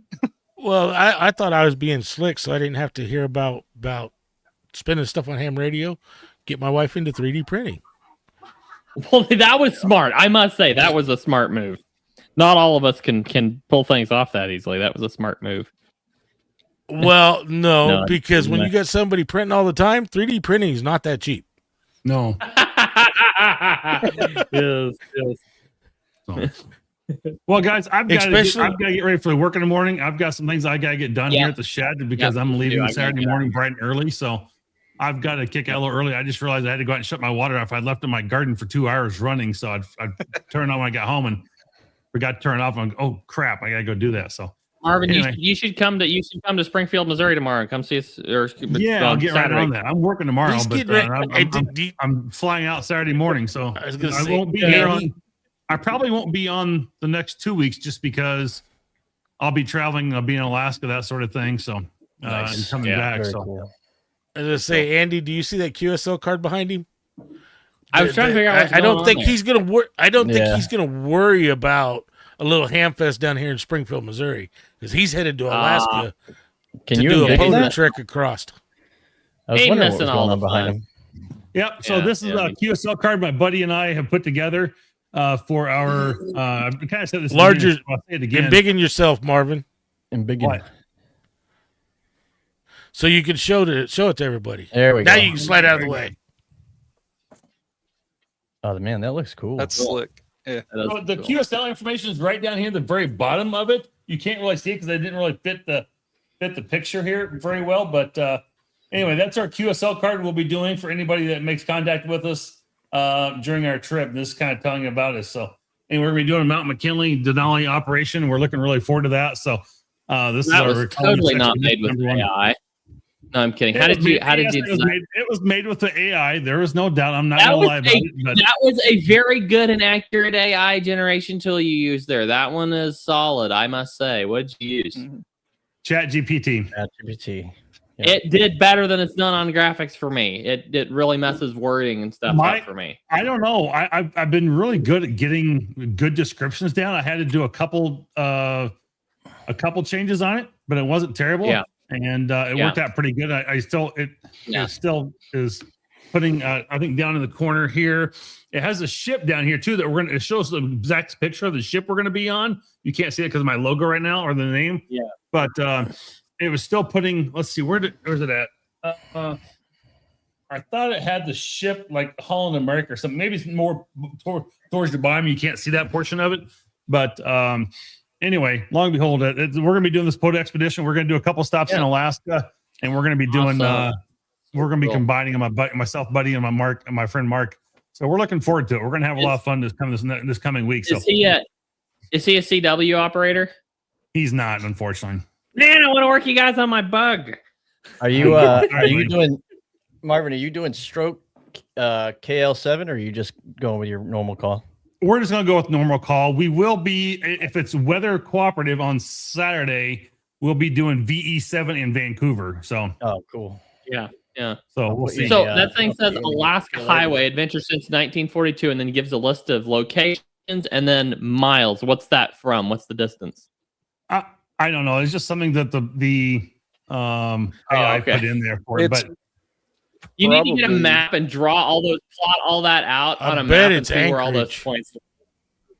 It's either coming from Whittier or it's coming from Anchorage. One of the two, probably. It could be the start of the Alaska Highway down in Canada. It might be. Okay. I've driven that twice. Yeah. But we're so it's like 7 days of cruising, a day of train, and then a like a couple hour bus ride up to Fairbanks, and then we fly home. So cool. Yeah. That sounds fun. Sounds really fun. I think it's gonna be really cool. I got brand new 300 millimeter lens somewhere. I'm going to go play with, in fact, too, after I got some other projects done first. But let's put a bow on it because I'm heading out of here. So we won't do the typical around the horn since we're so late tonight. Anybody got any final thoughts before we shut her down? Well, I'm jumping out, so I'll just go ahead and say be sure and download World Radio League desktop app version 0.0.9 for all of your club and field day logging needs and have fun with it. I think Josh has got a code for you there. 7-3, everybody. We'll see you. There you go. And if you've got HamShackTV. a 3D printer, this is a must-have print for your printer. It's blurred, Dave. Oh, there it is. Oh yeah, replicator. That's cool. For all Not the bad. nerds out there. Oh, where'd you get that? Where'd you get the file from?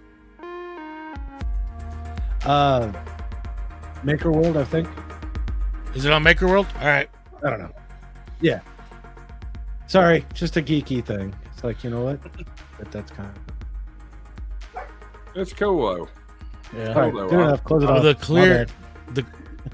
The only thing I don't like about the clear is it takes forever to print it because you got to slow it down Yes. to get the real clear. Oh, sure.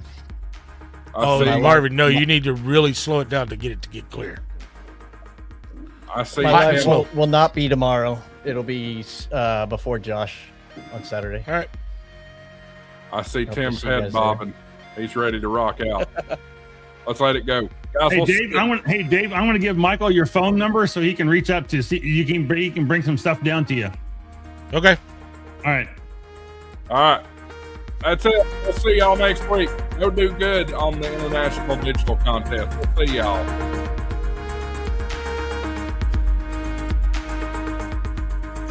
Am I going to play that clip? No, I ain't going to play that clip. Y'all didn't make anything happen this week. Thanks for watching, though, y'all. We'll see y'all next week. Appreciate it.